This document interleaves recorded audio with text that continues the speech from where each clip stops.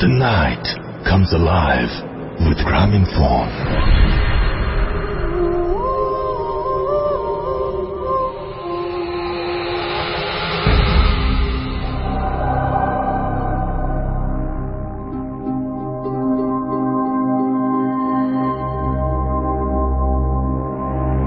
ঘড়িতে সময় রাত 11:59। শুনছেন সবসময় রেডিও ফুর্তি 88 FM। আমি রাসেল আছি, সাথে আমার সাথে রয়েছেন মাসুম ভাই এবং আজকের ভূত এফএমের অতিথিরা। আপনাদের সবাইকে স্বাগত জানাচ্ছি ভূত এফএমে এবং আশা করছি আপনারা সবাই যে যেখানে আছেন অধীর প্রতীক্ষায় আছেন আজকের ভূত এফএমের জন্য, এবং আমরাও অধীর প্রতীক্ষায় আছি আপনার জন্য। আপনাকে কিভাবে এন্টারটেইন করতে পারি এবং আপনাকে কিভাবে আনন্দ দিতে পারি আজকের পুরো সময়টাই সেই পরিকল্পনাই আমাদের। তো এই জন্যই আজকে অতিথিরাও একটু অন্যরকম। আজকের অতিথিরা খুব স্পেশাল এবং তারা যে আসেন এটাই আমার অনেক সৌভাগ্যের ব্যাপার। আমি নিজেকে অনেক সৌভাগ্যবান মনে করি যে এত কষ্ট করে তারা আসেন এবং যতবার বলি, যখন বলি তখনই এসে হাজির হন। এটা অনেক বড় একটা পাওয়া। এবং আজকে বলছিলেন যে ফারনান যেরকম বলছিলেন যেখানে আসলে একটু স্মৃতিকাতর হয়ে পড়েন, আমাদের সবারই এটা হয়। তো দীর্ঘদিন ধরে ফারনান, আলিফ এবং বাবু ভাই তিনজনই আছেন আমাদের সঙ্গে এবং আজকে তিনজনই আপনাদের সাথে ঘটনা শেয়ার করবেন। এবং আমি কয়েকদিন ধরে দেখছিলাম যে আপনারা প্রচুর ফেসবুকে লিখছেন। দুটো জিনিস পেয়েছি। একটা জিনিস পেয়েছি এরকম যে বাবু ভাইয়ের সাথে লাস্ট যে এপিসোডটা আমরা করেছিলাম, যে এপিসোডে একটু বিভিন্ন ধরনের আলোচনাও ছিল, সেটা আপনাদের অনেক ভালো লেগেছে। আরেকটা ব্যাপার ছিল, সেটা হচ্ছে যে ডক্টর আলিফকে কেন আনা হচ্ছে না। তো আমি শেয়ার করতেই ডক্টর আলিফ আমাকে আগে একটা টাইম দিয়েছিলেন, তারপরে উনি বললেন যে না, আমি নেক্সট ফ্রাইডেতে আসবো ইনশাল্লাহ। তো এই হচ্ছে ব্যাপার।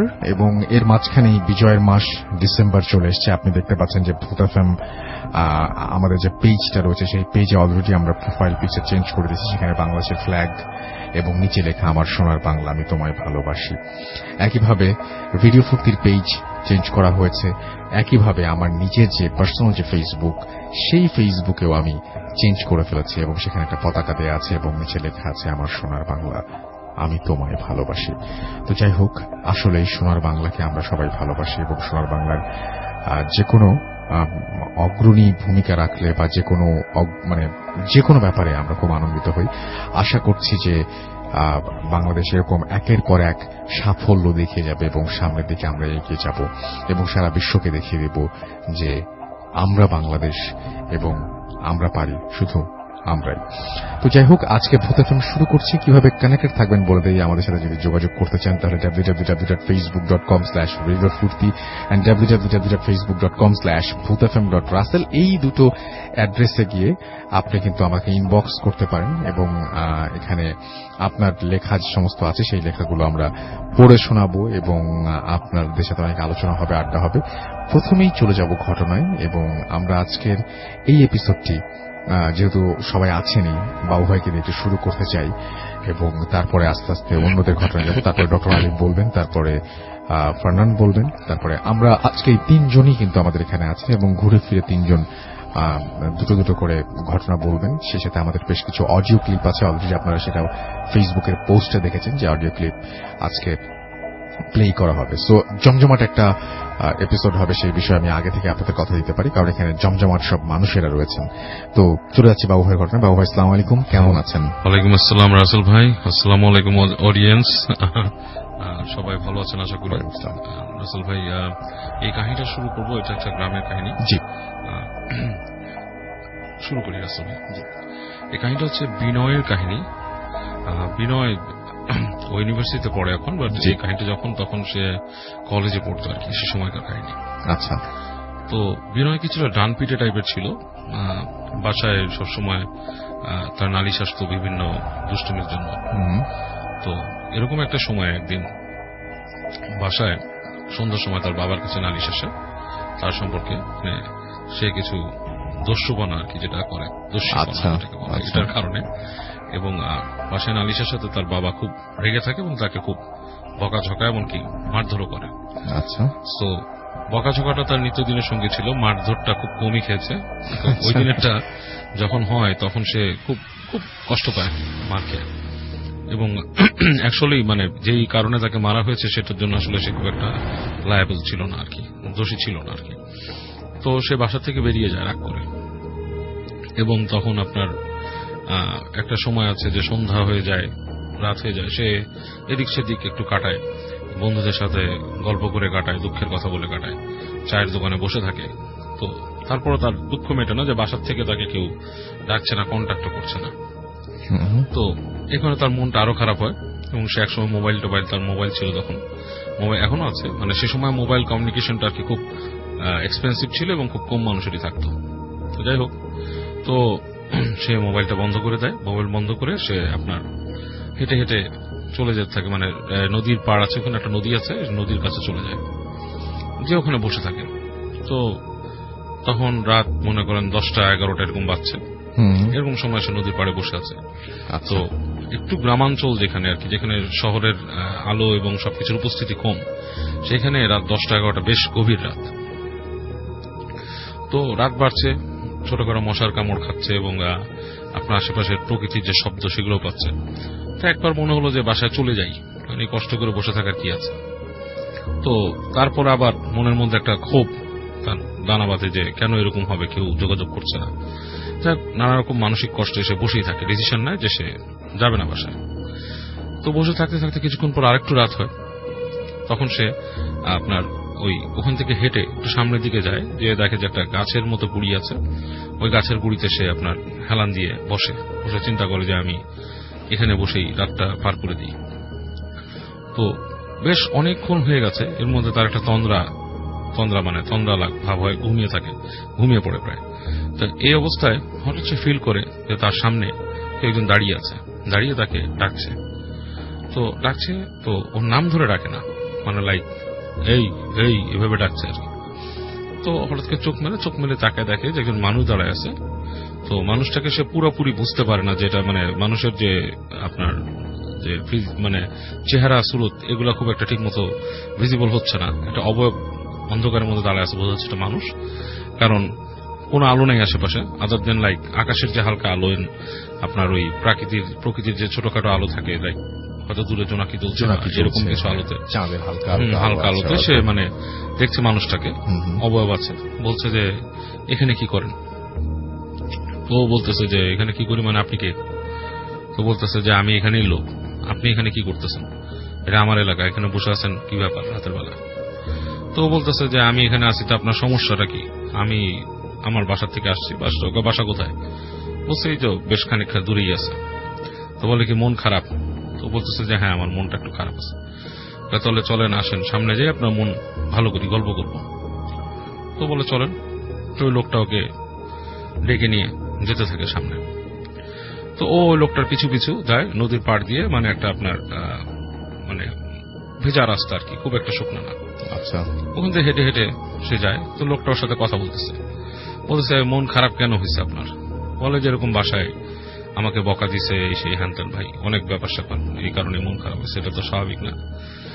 তো ওকে লোকটা বলতেছে যে ছোটখাটো ব্যাপারে মন খারাপ করলে কেমনে হবে ভাই, এখানে তো মানুষের তো কত দুঃখ থাকে, কত কষ্ট থাকে, আমিও তো অনেক কষ্ট নিয়ে বাস করি, আপনার মতো তো মন খারাপ করি না। তো বলতেছে যে আপনার হয়তো মন শক্ত, আপনি আমার থেকে অনেক স্ট্রং মনের মানুষ, আপনার জন্য মন খারাপ হয় না, আমার মনটা নরম, বা আমি এগুলো সহ্য করতে পারি না। তো লোকটা তাকে বলতেছে যে আমার মন কেন খারাপ শুনবেন? বলেন আপনার মন কেন খারাপ? তো বলতেছে আমার মন খারাপ হচ্ছে যে আমার একটা পরিবার ছিল, সেই পরিবারটাকে এখানকার একজন প্রভাবশালী লোক ছিল, সে ব্রিটিশদের সাথে মিলেমিশে আমার পরিবারকে তুলে নিয়ে যায়, আমার পরিবারের সাথে অনেক আজে বাজে নিষ্ঠুরতা করে, এবং এই নিষ্ঠুরতার জন্য তাদের মৃত্যু হয়। তো বলতেছে এখানকার প্রভাবশালী লোক, এই কিভাবে সম্ভব? এটা তো আপনার অনেকদিন আগের ঘটনা, এখনকার দিনে এই ধরনের কিছু ঘটে না। তো বলতেছে আপনাকে কে বলছে যে এখানে এত কিছু ঘটে না? এখানে এটা অনেক পুরানো ঘটনাই বলছি আপনাকে আমি, মানে রিসেন্ট টাইমের ঘটনা বলছি না। আপনি পুরানো ঘটনা বলতেছেন, আপনি তো দেখতে মনে হচ্ছে ইয়াং মানুষ। না হ্যাঁ আমি ইয়াং মানুষ। তখন বলতেছে শুনেন, আপনি আরো শুনেন। তারপর কি? আমার পরিবারের সাথে এরকম করে, এবং একসময় আমি এটার প্রতিবাদ করায় আমাকে ধরে নিয়ে আসে, এনে ওই যে এখানে যে আপনার গাছটার গড়ায় বসেছিলেন ওখানে আমাকে বেদম পিটায় বেঁধে রাখে, বেঁধে রাখে এবং আমি পরদিন এখান থেকে বেরিয়ে যাই, যে এই জিনিসগুলো নালিশ করি, হ্যাঁ, আরো মানুষের কাছে, এবং আমাকে একসময় ধরে এনে এই গাছের গোড়ায় নিয়ে আসে, এসে রাতের বেলা আমাকে ডিক্যাপিটেট মানে আমার গলা কেটে ফেলে।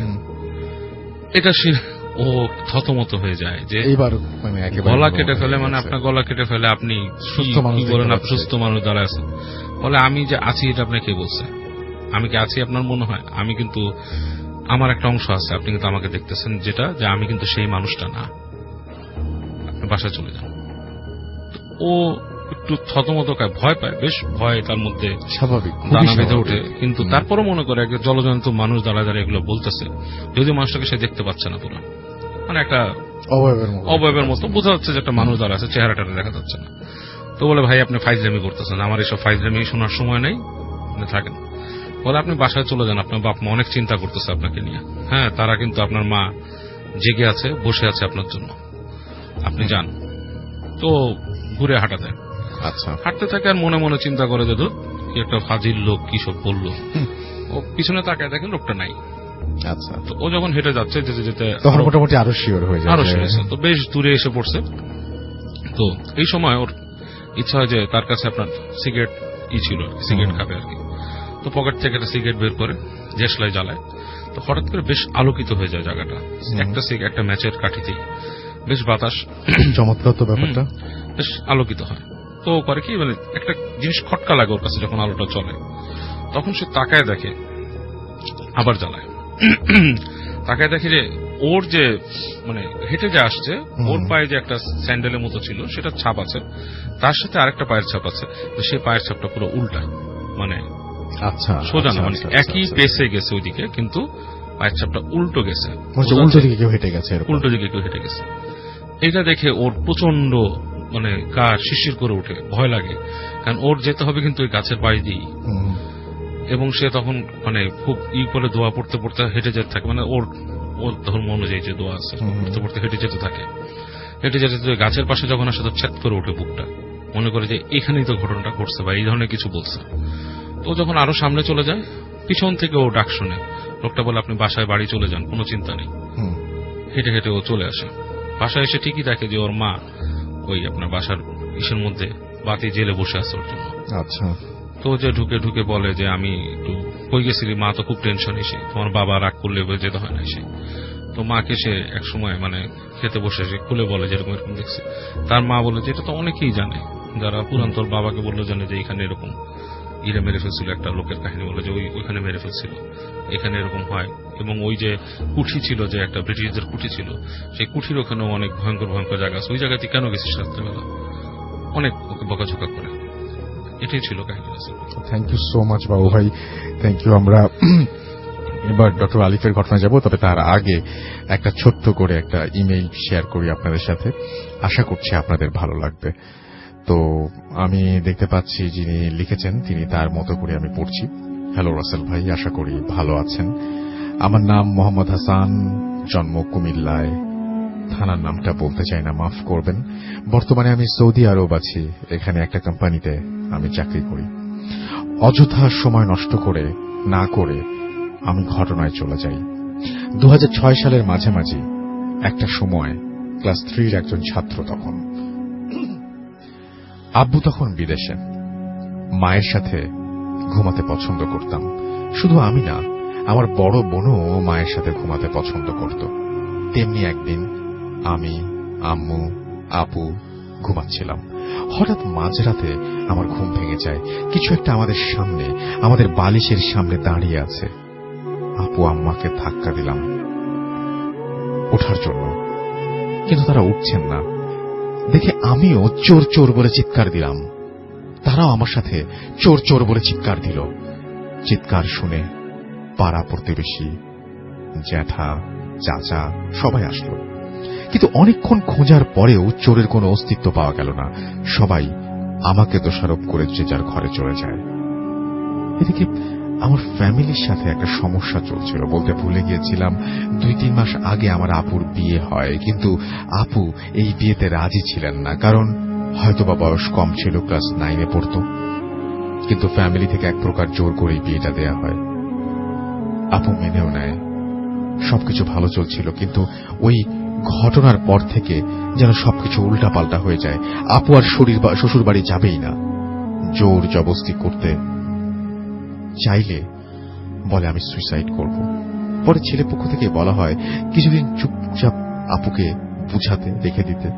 এরপর কিছুদিন পর আব্বু আসলো বিদেশ থেকে। আব্বু অনেক বুঝালো, কিন্তু কোনো লাভ হলো না।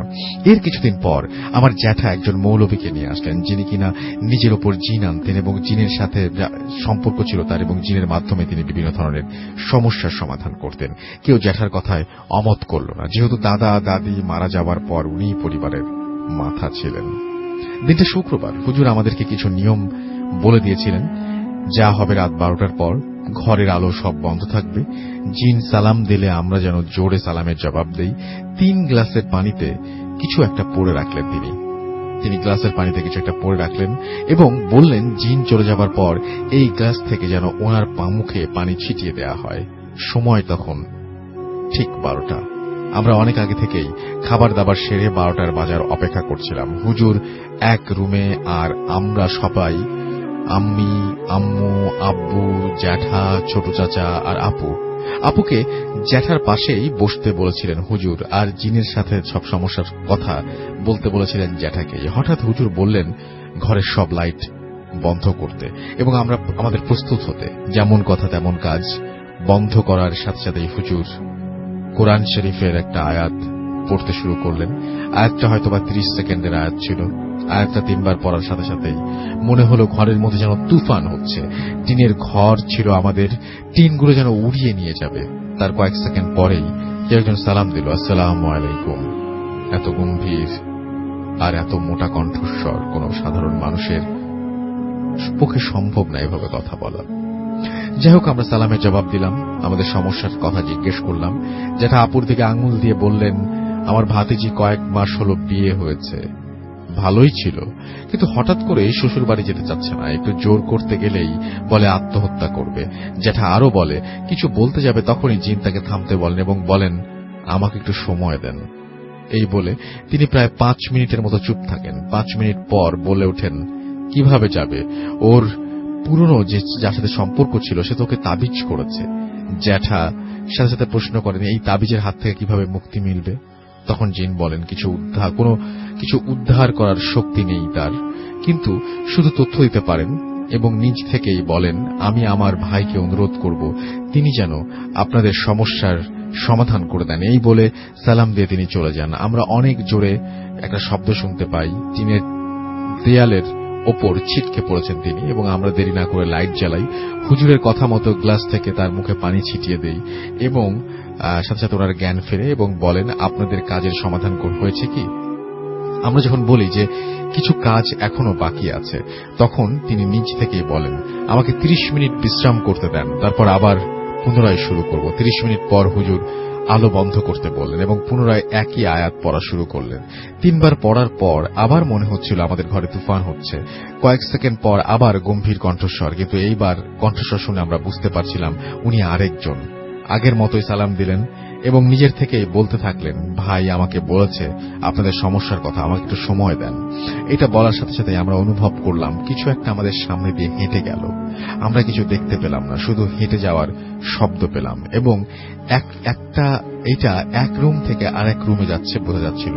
এমন সময় 2 মিনিটের মতো সময় হঠাৎ তিনি আবার সালাম দিয়ে বললেন তাবিজ কোথায় আছে, পাওয়া গেছে। এই বোং সেটা মেয়েটার বালিশের মধ্যে। তিনি আরো বললেন যে এই কাজটা একজন খারাপ জিনের মাধ্যমে করা হয়েছে আর এখন থেকে আপনার মেয়ের সাথে আর কোনো সমস্যা হবে না। আমরা ওনাকে ধন্যবাদ জানাই। উনি চলে যাবার ঠিক আগ মুহূর্তে বলেন যে এই কাজে আপনাদের মেয়েরও হাত আছে এবং ভবিষ্যতে অনেক বড় ক্ষতি হতে পারে। এই বলে উনি সালাম দিয়ে চলে যান। আমরাও শব্দ পাই হুজুর খাট থেকে দূরে ছিটকে গিয়ে পড়েছেন এবং যথারীতি আগের মতো গ্লাস থেকে হুজুরকে পানি ছিটিয়ে জ্ঞান ফেরানো হয়। আব্বু গিয়ে আপুর বালিশ ছুরি দিয়ে কেটে ফেলেন এবং এর মধ্যে তাবিজ পান। তাবিজের ভেতর একটা কাগজ ছিল যেখানে কিছু লেখা ছিল এবং মোম দিয়ে মুখটা বন্ধ করা ছিল। চুলের কথা যখন আপুকে জিজ্ঞাসা করা হলো, প্রথমে বলতে না চাইলেও পরে আপু স্বীকার করলেন যে বিয়ের 2 দিন আগে চুলটা উনি নিজেই দিয়েছেন। যাই হোক, এরপর আর কোনো সমস্যা হয়নি। আপুর সাথে রিলেশন ছিল, সে ও বিয়ের পরে বিদেশ চলে গেছে, এভাবে কয়েক বছর কেটে গেল এবং এর মধ্যে আমার ভাগ্নিও হলো। আপুর হাজবেন্ড ছিল প্রবাসী, 2 বছর পর 3 মাসের ছুটিতে দেশে আসতেন। তেমনি একবার ভাগ্নির বয়স তখন 1.5 বছর, দুলাভাই ছুটিতে আসতেন, মেয়েকে অনেক ভালোবাসতেন। তখন সময়টা ছিল গরমের, যেহেতু গ্রামে গরমের সময় ইলেকট্রিসিটি একেবারে তখন থাকতো না, গরমে ঘুমাতে পারছিলেন না, তাই তিনি একটা জেনারেটর কিনে আনলেন এবং উনি জেনারেটরের কাজ করতেন দেশের বাইরে, তাই কানেকশনের জন্য আলাদা ইলেকট্রিশিয়ান যায়নি। দিনটা মঙ্গলবার, আমি পড়ছি, হঠাৎ আম্মুর কান্নার আওয়াজ শুনতে পেলাম। কাছে গিয়ে শুনলাম দুলাভাই আর নেই, ইলেকট্রিক শকের কারণে 1 ঘন্টা আগে মারা গেছেন। পুরো পরিবারটা ভেঙে গেল। আপু এখন ভালো আছে, ভাগ্নিটাও ভালো আছে, তাদের জন্য দোয়া করবেন আর আমার পরিবারের জন্য দোয়া করবেন। এই ছিল ঘটনা। ভালো লাগলে পড়ে শোনাবেন এবং ধন্যবাদ রেডিও ফুর্তিকে। আল্লাহ হাফেজ। যাই হোক, আমরা অবশ্যই এই ঘটনার যে পার্টটা সেটা যে বাল্যবিবাহের বিপক্ষে, কিন্তু ব্যাপারটা হচ্ছে যে এই যে তাবিজের যে ব্যাপারটা, সেই ব্যাপারটা পড়ার জন্য আমরা এই ঘটনাটা আপনাদের সামনে উপস্থাপন করলাম এবং মানুষকে কতদূর পর্যন্ত নিয়ে যেতে পারে যে ব্ল্যাক ম্যাজিক বা যে তাবিজ কবজ, এটাকে মানুষজনকে আত্মহত্যাতেও প্রণোদিত করতে পারে বা আত্মহত্যার ব্যাপারে ওই দিকেও নিয়ে যেতে পারে। সেই ব্যাপারটা খুব ইন্টারেস্টিং ছিল এখানে এবং ফাইনালি পরিবারের এই ঘটনাটা সমাপ্তি ঘটে, খুবই কষ্টকর একটা সমাপ্তি, যেখানে আমরা একজন মানুষ যিনি ঘটনা পাঠিয়েছেন তার দুলাভাই, তাকে প্রাণ দিতে হয়। তো যাই হোক, আমরা এটাই ছিল ঘটনা আমাদের এখনকার মতন। আমরা পরবর্তীতে ডক্টর আলিফের ঘটনা যাব, তার একটা ছোট্ট বিরতি নিয়ে আসবো এবং বিরতির পরে ডক্টর আলিফের ঘটনা নিয়ে ফিরে আসবো। সেই পর্যন্ত আমাদের সঙ্গে থাকুন। স্টে টিউনড টু রেডিও ফুর্তি 88 FM and 240 Bhoot FM. The night comes alive with Graminphone.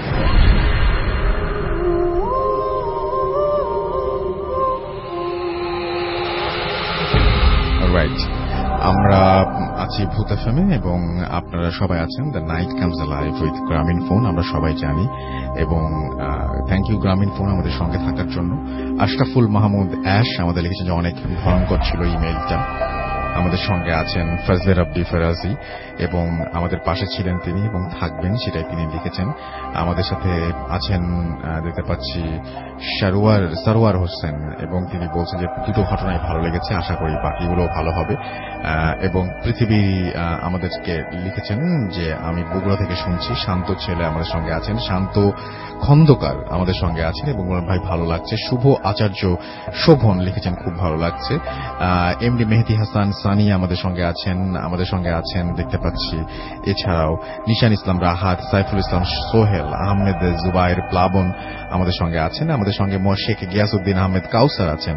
আমাদের সঙ্গে আছেন খবির কাঙাল খবির আমাদের সঙ্গে আছেন দেখতে পাচ্ছি। এছাড়াও রকিবুল হাসান আছেন আমাদের সঙ্গে, নাজমুল হুসাইন ইভান সিলেট থেকে, ইএফ প্রত্যয় আমাদের সঙ্গে আছেন। আমাদের সঙ্গে আছেন আশরাফুল মাহমুদ অ্যাশ, আমাদের সঙ্গে আছেন দেখতে পাচ্ছি তাওসিফ খান ইমরান এবং এছাড়া আমাদের সঙ্গে আছেন এফ জে তাওহিদুল ইসলাম, আমাদের সঙ্গে আছেন দেখতে পাচ্ছি আর এইচ রুহুল রনি, মাহমুদুল খান, শুভ মণি, শুভ কিরণ রাজ, এছাড়াও আরো অনেকে আমাদের সঙ্গে রেডিও ফুর্তির পেজে এই মুহূর্তে দেখতে পাচ্ছি। ইমন আছেন এবং তিনি বলছেন যে রিয়েল স্টোরি তার হার্টকে টাচ করে যায় সবসময়। আবু আল সাইম লিখেছেন যে my favourite show. Jasim Uddin Saikat আমাদের লিখেছেন রুমে একা আছি, লাইট বন্ধ করা। স্বপ্নের রাজকুমারী আছেন আমাদের সঙ্গে এবং আমাদেরকে বলছেন যে আমি ভূতকে ভয় পাই না, ভয় পাই ভূত এফএমকে।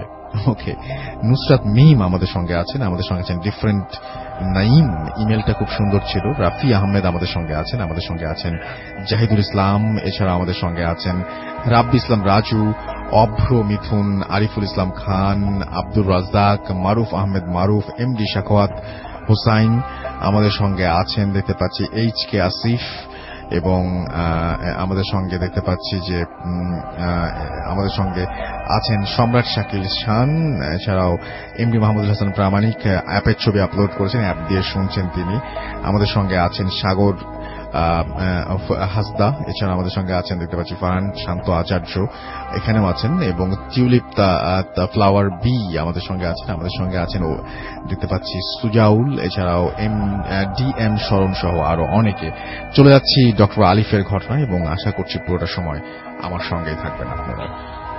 আসসালামু আলাইকুম লিসেনার্স, আসসালামু আলাইকুম রাসেল ভাই। আসলে রাসেল ভাই অনেকদিন ধরে আসবো করে আসতেই পারছিলাম না, সময় মিলাতে পারছিলাম না। তো ধন্যবাদ সবাইকে রাত জেগে আমাদের ঘটনাগুলো মনোযোগ দিয়ে শুনবার জন্য। আজ যে ঘটনাটা শেয়ার করবো রাসেল ভাই, তাকে আমি আসলে চিনেছি আসলে কয়েকদিন আগে। আমার এক বন্ধু তাকে রেফার করে আমার কাছে নিয়ে এসছে। তো যার ঘটনা বলবো সে আবার বাংলাদেশের বাইরে, বাংলাদেশে বিভিন্ন জায়গায় মানে ঘুরে বেড়াতে পছন্দ করে। আর এই মনে করেন ফ্রেন্ড পেলো, কয়েকজন মিলে প্ল্যান করে ফেললো ঢাকার বাইরে যে টেন্ট করে থাকবে বা মানে সারাক্ষণ ঘুরতে ফিরতে পছন্দ করে। তার পাশে ছবিও দেখলাম কিছু, হ্যাঁ আমি আপনাকে দেখালাম যে। আর তার পাশে আরেকটা জিনিস করতে ভালোবাসে, সেটা হচ্ছে যে রাসেল ভাই যে সে নর্মালি তাবলিগ করে, তো লোকজনদেরকে ইসলামের দাওয়াত দেন আর কি। তো তার সাথেই ঘটনা। তো মেইনলি আপনার রাসেল ভাই উনি আমাকে বললেন যে ঘটনাটা আসলে ঘটনা বলবো না ঠিক, উনি উৎপত্তি ঘটে হচ্ছে এই বছরের আপনার জানুয়ারি মাসে। তো জানুয়ারি মাসে আসলে সে একটা দাওয়াত রিকল করে আর কি। সে যখন তাবলিগের জামাতে গিয়েছিল ময়মনসিংহে যেখানে একটা ছেলে খিদমতে ছিল, সে তাকে একবার ইনভাইট করেছিল যে তুমি আমার সাথে আমাদের এখানে আসো, তুমি যেহেতু টেন্ট করো, হিস্ট্রি নিয়েছে, মসজিদে ছিল, গল্প যখন করেছে, কথাবার্তা যখন বলেছে, তখন জানতো যে সে বিভিন্ন জায়গায় ঘুরে বেড়াতো, বলে তুমি একদিন ময়মনসিংহে আসো আমাদের এখানে। তো উনি জানুয়ারি মাসে যায়, এবং যাওয়ার পর ওই এলাকাতে যাওয়ার পরে সেই ছেলের সাথে দেখা করে, এবং জঙ্গল টাইপের একটা জায়গায় টেন্ট করে আর কি, তার ফ্রেন্ডরা মিলে যখন যায়। যাবার পর তো রাসেল ভাই তার ফ্রেন্ড কয়েকজন মিলে বেড়ে গিয়েছিল, আর একজন বাজারে গিয়েছিল। তো সে প্ল্যান করে যে ঘুরে বেড়াই, আর ছবি তুলতে পছন্দ করে, নেচারের ছবি তুলতে পছন্দ করে। তো আসরের ওয়াক্তে বের হয়, তো বের হয়ে সময় অতিবাহিত হতে হতে মাগরিবের ওয়াক্ত হয়ে যায়। আচ্ছা, তো মাগরিবের ওয়াক্ত হওয়ার পরে তো বোঝা যায় মসজিদ কোথায়, যে ছেলেটাকে বোঝে, সে ছেলেটা আবার তার সাথে ছিল, জিজ্ঞেস করে যে মসজিদ কোথায়। তো ছেলেটা বলে যে চলেন সামনেই মসজিদ আছে, মাগরিবের ওয়াক্ত হয়ে গেছে, এখনই আজান দিবে, আগাতে থাকি। তো এর মধ্যে যেতে যেতে আজান ভেসে আসে কানের মধ্যে। কিছু কিছু আজান মসজিদের মাইকের, আবার কিছু কিছু আজানের শব্দ পাওয়া যায় যে খালি মুখের আজান। আচ্ছা, তো রাস্তা দিয়ে যাওয়ার সময় হঠাৎ করে হাতের ডান দিকে একটা ঘরের দিকে স্বাক্ষরের চোখ পড়ে আর কি। স্বাক্ষর বলছে আমার বয়সে প্রায় সমানই। তো চোখ পড়ার পরে দেখে যে ওই ঘরটা তালা দেওয়া মিনস উইথ সেন্স সে সামনে যায়। তো মনে হচ্ছিল যে দূর থেকে একটা মসজিদের মতোই। তো কাছে যাওয়ার পর, কারণ উনি ডিটেক্ট করে হচ্ছে যে ওই ঘরটার সামনে ফ্রন্টে একটা নামাজের সময়সূচি টাইপের একটা জিনিস বাইরে ঝোলানো। তো সে কাছে যায়, কাছে যাওয়ার পরে দেখতে পায় যে নামাজের সময়সূচিগুলোর যে মানে লেখাগুলো সব আরবিক লেখা, আরবিতে লেখা। ইভেন উপরে নর্মালি অনেক মসজিদে দেখা যায় নামাজের সময়সূচি লেখা আছে, কিন্তু জিনিসগুলো হরফগুলো আরবিতে, কিন্তু এখানে সবকিছুই আরবিতে। আচ্ছা, তো উনি একটু অবাক হয়ে যায় যে আসলে কি, এখন মাগরিবের ওয়াক্ত হয়ে গেছে, আজান দিবে, মানুষজনও দেখছি না মসজিদে, এটা তো মসজিদই মনে হচ্ছে, কারণ এখানে ওয়াক্তের সময়সূচি আছে। সবচেয়ে আশ্চর্য বিষয় হচ্ছে রাসেল ভাই, ওয়াক্ত গুলোর যে সময়গুলো এরকম যে জোহরের ওয়াক্ত 4টার দিকে দেওয়া, আসর মানে মনে হচ্ছে শুরুর দিকে প্রথমটা জোহরের ওয়াক্ত, মনে হচ্ছে প্রথমটা জোহরের ওয়াক্ত 4টার দিকে, পরেরটা 6টার দিকে, এরকম করে নর্মাল টাইম থেকে 2-3 ঘন্টা আগানো, আবার 1-2 ঘন্টা পেছানো। আচ্ছা, খুব অবাক হয়ে যায়। আর মোস্টলি অবাক হয়ে হচ্ছে যে এটা মসজিদ, এখানে মাগরিবের ওয়াক্ত হয়ে গেছে, মানুষজন থাকবে অথবা কেউ আসবে নামাজ পড়বার জন্য, কিন্তু বাইরে যে তালা দেওয়া। ওই ছেলেটাকে ডাকে, ওই ছেলেটা অনেকটা আগে এগিয়ে যায় আর কি। ও খেয়াল করে না, কারণ এই মসজিদের এই রুমটার মানে ঘরটার কাছে চলে যাওয়ার কারণে। তো ছেলেটাকে ডাকে, বলে যে এইখানে এটা তো মসজিদ, এখানেই পড়ে ফেলে, আবার সামনে যাবো কেন? তো ছেলেটা বলে না ভাই, আমরা সামনের মসজিদে পড়ি। বলে যে এখানেই পড়ি, এখানে তো পড়াই যাবে, এই মসজিদে তো পড়াই যাবে, আবার সামনে যাবো কেন কষ্ট করে, এত দূর হাঁটছে, এখন আবার হাঁটবো। আচ্ছা, বলে না ভাইয়া, এখানেই পড়ি, এখানেই আরাম করে পড়ে ফেলতে পারবো। বলে না আপনি সামনে একটা ভালো মসজিদ আছে ভাই, এখানে তো মানুষ কম হয়, জামাতে যত বেশি মানুষ হয় তত বেশি সব। তো সে ওই ছেলেটার সাথে হাঁটা ধরে, এবং মসজিদে গিয়ে নামাজ পড়ে মানে ওই হেরে যায় আর কি ছেলেটার কাছে। পরে ছেলেটা জিজ্ঞাসা করে, আচ্ছা আপনি তো আমাকে এই জায়গাতে নিয়ে আসলেন, তো আপনি এত ইতস্তত বোধ করছিলেন কেন আমাকে কথাগুলো বলার সময়? এতটা মানে আপনার ভয় লাগছিল কেন যেখানে পড়া যাবে না বা কিছু? এটা তো মসজিদই। তো তখন ছেলেটা বললো যে আসলে ভাইয়া এইখানে আসলে একটা ঘটনা আছে, ঘটনাটা আপনাকে কিভাবে শেয়ার করি। এই ঘটনার কারণেই অনেকে এই মসজিদে নামাজ পড়ে না। তো নামাজ কেন পড়ে না সেটার জন্য আমার একটা ঘটনা আপনাকে বলতে হবে। যে ছেলেটা তার সাথে ছিল সেই ছেলেটার ঘটনা বলছি রাসেল ভাই। এখন সেই ছেলেটার ডিরেক্ট ঘটনার দিন যাই। সেদিন একটা বন্ধুর বাসায় দাওয়াত ছিল, তো 2010-এর ঘটনা। তো বন্ধুর বাসায় দাওয়াত মানে শেষ করবার পর বাসায় রওনা দেয়। বাসায় যখন কাছাকাছি চলে আসে, মনে করেন রাসেল ভাই আপনার ঘর বাসার 10 থেকে 20 স্টেপ সামনে আপনার বাড়ি। ওই ডিস্টেন্সে যাওয়ার পর দেখে তার বাসার সামনে মস্ত বড় একটা মসজিদ, বিশাল বড় গম্বুজ, মসজিদের উপরে বিশাল বড় গম্বুজ, এত বড় মসজিদ। তো বারবার চিন্তা করতে থাকে আমি কি ঠিক জায়গায় আসলাম? আর এরকম হওয়ার কথা না, আমি তো আমার বাড়ি চিনি, পাশে যে নারকেল গাছ আছে দুটা একদম হুবহু এটা তোর বাড়ির জায়গায়। তো এই মসজিদ আসলো কিভাবে? ওর কাছে সব অ্যাবনরমাল লাগতে থাকে। আর এই রাসেল ভাই আপনাকে বলেছিলাম যে ছেলেটা তাবলিগ করতো, ওই এলাকাতে অনেক গারো মানুষদের ওনারা মুসলমান করেছে। ওনাদের যে রেস্তা আছে মানে ওরা যে তাবলিগ করে অনেক আগের থেকেই যেত মসজিদ ওই জায়গায়, তো অনেক মানুষ ওরা মুসলমান হয়েছে আর কি। তো এই যে ছেলেটার কথা বলছি সেই ছেলেটা পুরো ফুল ফ্যামিলি মুসলমান অনেক আগের থেকে। তো বাসার সামনে মসজিদ দেখে ওই ছেলেটা খুব অবাক হয়ে যায়, এত বড় গম্বুজ, আজান ভেসে আসছে রাসেল ভাই। রাত তখন 12টা বাজে। এই আজানের সাউন্ড একদম অস্পষ্ট, আজান আপনি প্রপারলি শুনবেন না এরকম আজান। আচ্ছা, বলে আমি খুব অবাক হয়ে যে আজানের সাউন্ডটা স্পষ্ট না। তো আমি ভাবলাম যে আমি তো অত বেশি সূরা পারি না, আমি সূরা ইখলাস পড়া শুরু করি। তো সূরা ইখলাস পড়বার সাথে সাথে মসজিদ থেকে একটা মৌলভী বেরিয়ে আসে। অনেক লম্বা একজন মৌলভী, অনেক বড় দাড়ি, কোমর ছাড়িয়ে যায় এরকম লম্বা একজন দাড়িওয়ালা একটা মৌলভী এসে বলে যে ফজরের ওয়াক্ত হয়ে গেছে, নামাজ পড়তে আসো। তো আমি খুব অবাক হয়ে যাই। আমি বললাম, চাচা ফজরের ওয়াক্ত কিভাবে হয়, এখন তো 12টা বাজে। বলে যে ফজরের ওয়াক্ত হয়ে গেছে, নামাজ পড়তে আসো। এরপরে সে আর কোনো কথা বলে না, সে মসজিদের ভিতরে ঢুকে যায়। আর যাওয়ার পথে বলে যে ডান দিকে অজুখানা আছে, অজু করে নাও। তো সে অজুখানায় যায় এবং অজুখানায় বসতেই, এত সুন্দর অজুখানা, এত সুন্দর সিস্টেম, বসতেই পানি অটোমেটিক কল থেকে পড়া শুরু করে।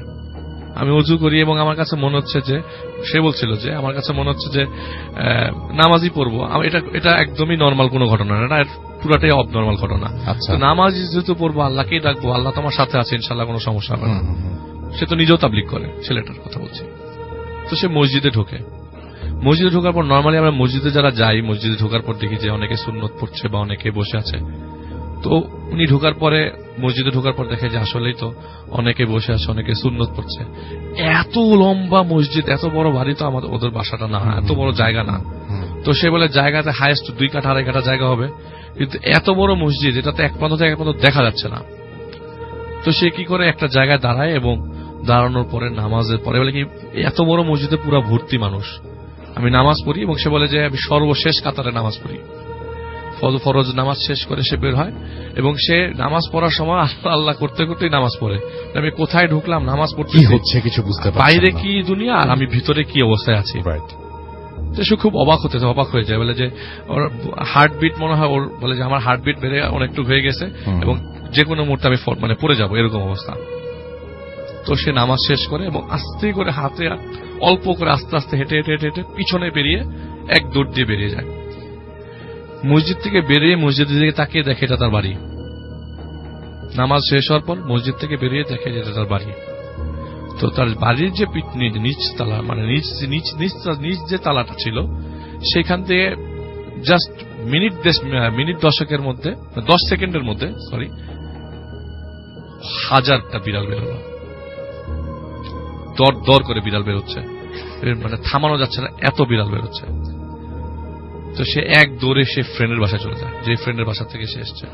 পরের দিন সকালবেলা বাসায় যায় এবং বলে যে আমি গতকালকে যখন বাসায় আসি, এরকম ভাষাটার মধ্যে আমি দেখি যেটা আমাদের বাড়ি না, আমি কোথায় আসলাম, একটা মসজিদের সামনে আসি। তো তার বাবা জিনিসটা বোঝে না, বলে যে দেখো তোমাকে আমি এই দোয়াটা দিলাম, এই দোয়াটা পড়ো এবং প্রতিদিন এটা আমল করো, আশা করি কোনো সমস্যা হবে না। আসলে এই আমল করার পর থেকে যে সমস্যা হয়েছে তা না, এরকম কোনো রাসেল ভাই সমস্যা হয় নাই, কিন্তু পরবর্তীতে ওই এলাকায় লোকজনরা নিজেদের বাড়িতে যাওয়ার পরে নিজেদের ঘরকে মসজিদের মতো দেখেছে। আচ্ছা, এলাকার লোকজন। এবং এটা মানে এখনো কি চলছে এরকম ঘটনা? এখনো চলছে মানে কি রাসেল ভাই, তখন পর্যন্ত চলছিল। তো হঠাৎ করে তারা ডিসিশন এলাকার লোকজন মিলে যে একজন হুজুর নিয়ে এসে সমস্যাটা কি বের সমাধান করবেন। আমি যে টিনের চালের কথাটা বলছিলাম রাসেল ভাই, সেই টিনের চালের জায়গাটা আগে একটা ঘর ছিল, ইটের ঘর ছিল, সেটা রিমুভ করে এখানে একটা টিনের ঘর করা হয়েছে। এইটার সলিউশন দিয়েছি ইন্ডিয়া থেকে আগত একজন বুজুর্গ মানুষ, যে এসে বলেছে যে এই জায়গায় কিছু জিন আছে যারা নামাজ পড়তে চায়, কিন্তু এই মসজিদটায় জিনেরাই আগে নামাজ পড়তো। এই না মসজিদটা যখন ভাঙা হয় তখন আর রেনোভেট করা হয় না। কিছু আনসলভ মিস্ট্রি আছে ওই জায়গাটাতে রাসেল ভাইটা এখনো পর্যন্ত আননোন, এবং ওই আননোন ঘটনাটা স্বাক্ষর আর জানতে পারে নাই। কিন্তু আমি ওকে বলেছি যে তুমি দেখো, জানার চেষ্টা করো আগে কি হয়েছিল, যে এইখানে কেন আগের এই বিল্ডিংটা ভাঙা ছিল, রেনোভেশনটা কেন হয় নাই।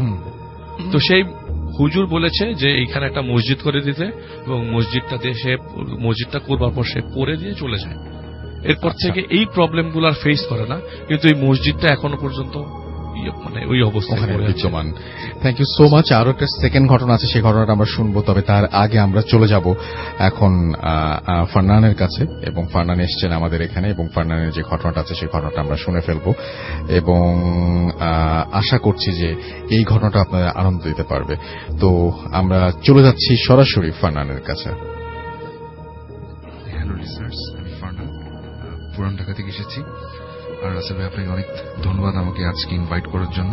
ধন্যবাদ আপনাদেরকে, মানে আমি আলিফকে, আপনাকে এবং বাবু ভাইকে, তিনজনকে স্পেশালি ধন্যবাদ শুরুতেও দিয়েছি, আবারও দিতে চাই। আপনারা এত ব্যস্ততার মধ্যে যে এসছেন, এটা অনেক বড় একটা ব্যাপার আর কি। না ভাই, ওকে, থ্যাংক ইউ অবশ্যই। আর এখন যে ঘটনাটা আমি শেয়ার করব সেটা আমাকে একজন শেয়ার করেছে, ওনার নাম হচ্ছে অরণি, এবং ওনার একজন কাজিন আমাকে ঘটনাটা শেয়ার করে, এবং কাজিনের নাম হচ্ছে মেহরাব। তো ওনাদের দেশের বাড়ি হচ্ছে মানিকগঞ্জ। তো মানিকগঞ্জ জেলার সাটুরিয়া নামে একটা জায়গায় তো ঘটনাটা ঘটে, এবং মেহরাব যেটা হয় যে কোন এক ছুটিতে সে তার দেশের বাড়ি মানে নানার বাড়ি সেখানে ঘুরতে যায়, এবং যেটা হয় যে ওনাদের গ্রামে কালীবাড়ি নামে একটা জায়গা আছে, এবং এই কালীবাড়ি যে জায়গাটা সেখান দিয়ে তাদের নানার বাসা খুবই কাছে, এবং ওই কালীবাড়ির ঠিক পাশেই অনেক বড় একটা পুরনো পুকুর আছে, এবং এই পুকুরটা নিয়ে ওই গ্রামের অনেক মানুষ অনেক ধরনের কথা প্রচলিত রয়েছে, অনেক ধরনের মিথ আছে সেখানে। তো যারা ওখানকার একদম স্থানীয় তারা সবসময় পুকুরটাতে মানে পুকুরটাকে অ্যাভয়েড করে চলে।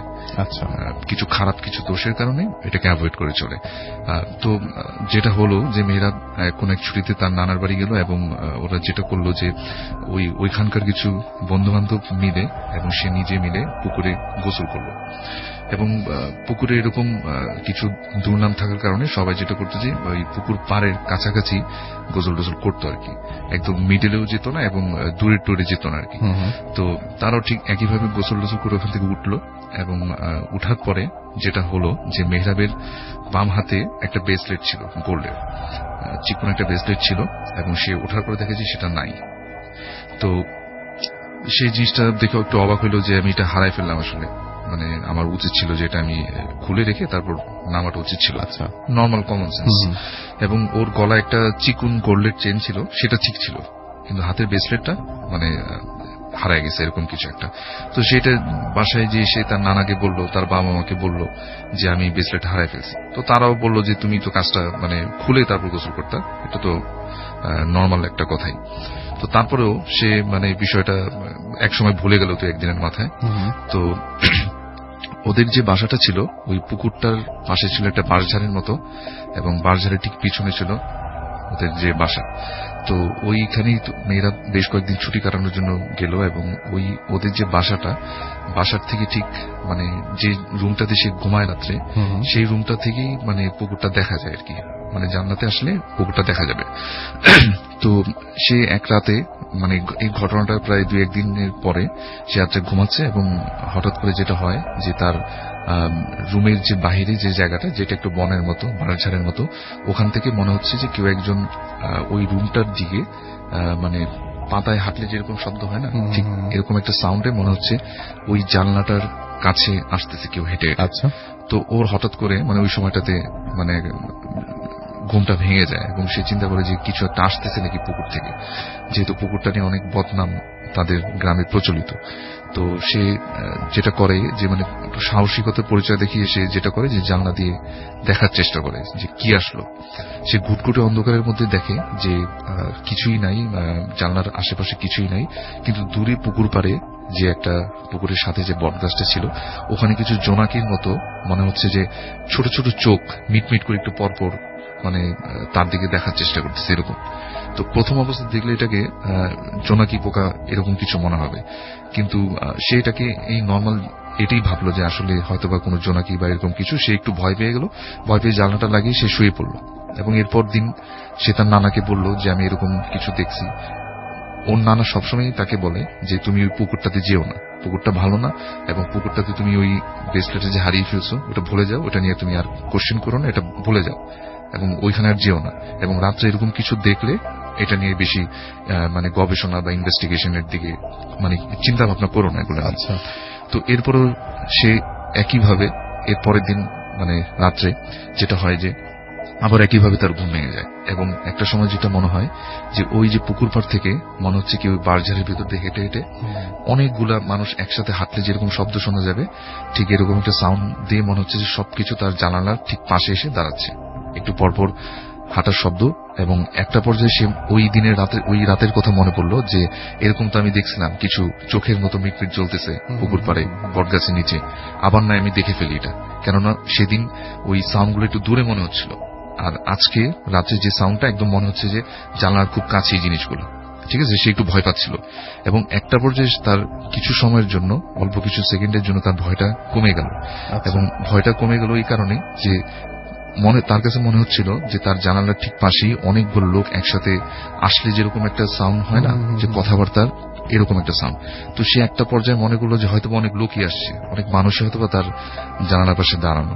সে একটু সাহস সঞ্চার করলো এবং বিছানা থেকে উঠে সে জানালার পাশে গিয়ে দেখার চেষ্টা করলো যে কি আসলে।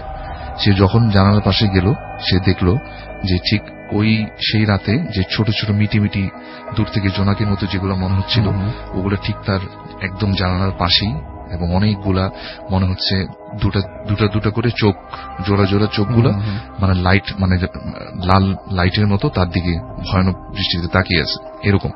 তো এটা দেখার পরে সে একটু ভয় পেয়ে যায় যে এটা কি দেখলাম আমি, এত চোখের সামনে একদম আমার মুখের সামনে জিনিসগুলো কি এগুলা।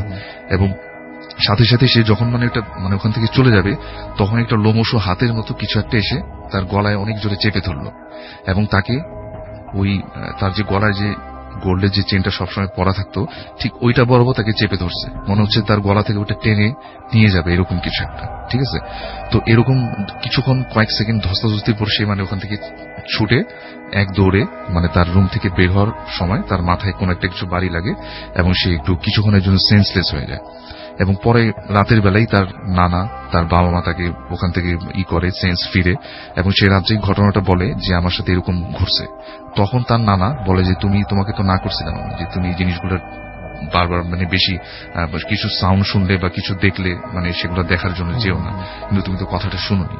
তখন সে তার বাবা মা সবাই তার নানাকে জিজ্ঞেস করে আসলে ঘটনাটা কি, এটা মানে এই জিনিসটা কি ছিল আসলে, এটা কি। তখন সে নানা যে ছিলেন উনি ঘটনাটা শেয়ার করেন। একটা ঘটনা উনি বলেন যে 1971-এর দিকে যখন আমাদের দেশ পাকিস্তানের আন্ডারে ছিল মানে যুদ্ধের সময়, ওই সময়টাতে তাদের গ্রামে একজন মানে ওই পাকিস্তানি বাহিনীতে যারা হেল্প করে মানে গোপন খবর দিয়ে দেয়, রাজাকার যাদের বলা হয়, হ্যাঁ, তো এরকম একটা লোক ওখানে থাকতো তাদের গ্রামে এবং তারা সবাই তাকে অনেক মানে ঘৃণা করত যে মানে সে পাকিস্তানিদের পক্ষে অনেক কাজ করে। তো ওই লোকটার যে স্বভাবটা ছিল, ওই লোকটার একটা স্বভাব ছিল যে কোনো ঘরে যখন মানুষজন পালিয়ে যেত মানে পাকিস্তানি বাহিনীদের ভয়ে, তখন সে যেটা করতো যে ওই ঘরে যা ছিল স্বর্ণের জিনিসপত্র অলংকার লুট করত। আচ্ছা, সে মানে ওই সময়টাতে সেই কাজটাই করতো যে মানে যার যেখানে পেত স্বর্ণের অলংকার সেগুলো লুট করে চুরি করতো আর কি। হ্যাঁ, তো একটা সময় যেটা হয় যে গ্রামের কিছু মানুষজন ম্যাক্সিমাম মানুষের গ্রাম থেকে চলে যায়, কিন্তু তাদের নিজেদের ভিটা বাড়ি ওখানে থাকার কারণে যে নানা উনি ওখানেই থাকেন। এবং ওই সময়টাতে গ্রামের কিছু মানুষজন যারা ছিলেন তারা ওনাকে মানে একটু বিশ্বাসযোগ্য মনে করে এবং তাকে বলে যে আমাদের যা অলংকার টাকা পয়সা আপনি একটু রাখেন। তখন ওই ম্যাক্সিমাম স্বর্ণের জিনিসপত্রই তার কাছে আমানত হিসেবে রেখে দেয়। তো ওই নানার কাছে ওই লোকটার ভয়ে, যে রাজাকারটার ভয়ে যে কখন আবার লুট করতে আসে বা নিয়ে চলে যায়, তো সে বলে যে ঠিক আছে আমি রাখবো। এবং সে যেটা করে যে একটা জায়গায় মাটি খুঁড়ে মানে অনেক গোপন ভাবে তার বাসার একটা জায়গায় জিনিসটাকে গোপন ভাবে লুকায় রাখে মানুষের আমানত গুলো।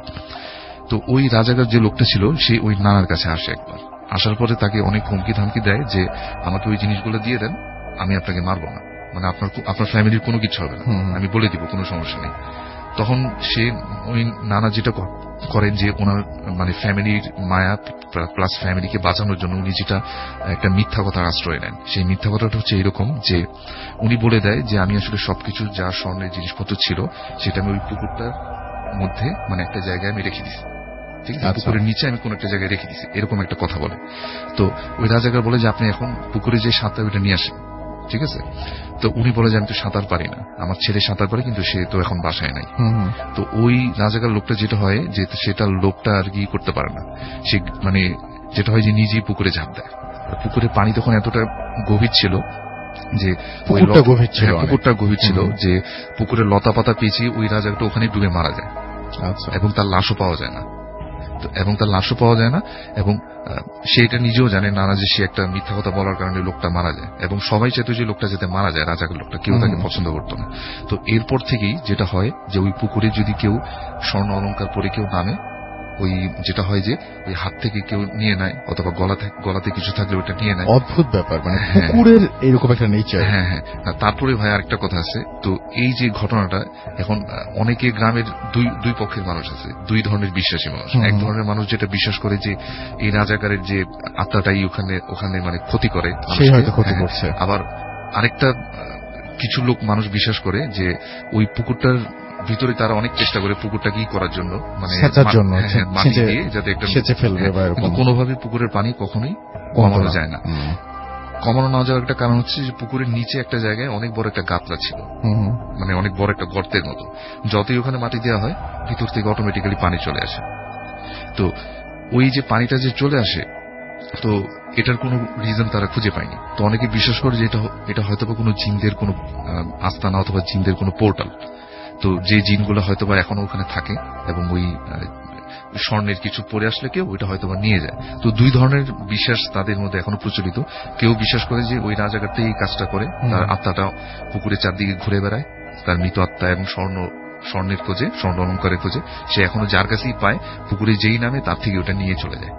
তো এটাই মেনলি ঘটনা। তো ওই নানা ওনাকে যেটা বলে, ওই যে মেহরাব যে এই সমস্যাটা ফেস করে, ওকে যেটা বলে যে দেখো তুমি যেহেতু এইরকম একটা সমস্যা ফেস করছো, যেহেতু তোমার কাছে জিনিসটা তোমাকে গলা চেপে নেওয়ার চেষ্টা করছে, কাজ করো ওই চেনটা তুমি ওই পুকুরে ফেলে দাও। কারণ আমরা অনেক চেষ্টা করছি এই পুকুরটাকে মাটিতে ভর করার, আমরা এটা সলভ করতে পারিনি, এটা আনসলভড একটা মিস্ট্রি এখনো রয়ে গেছে।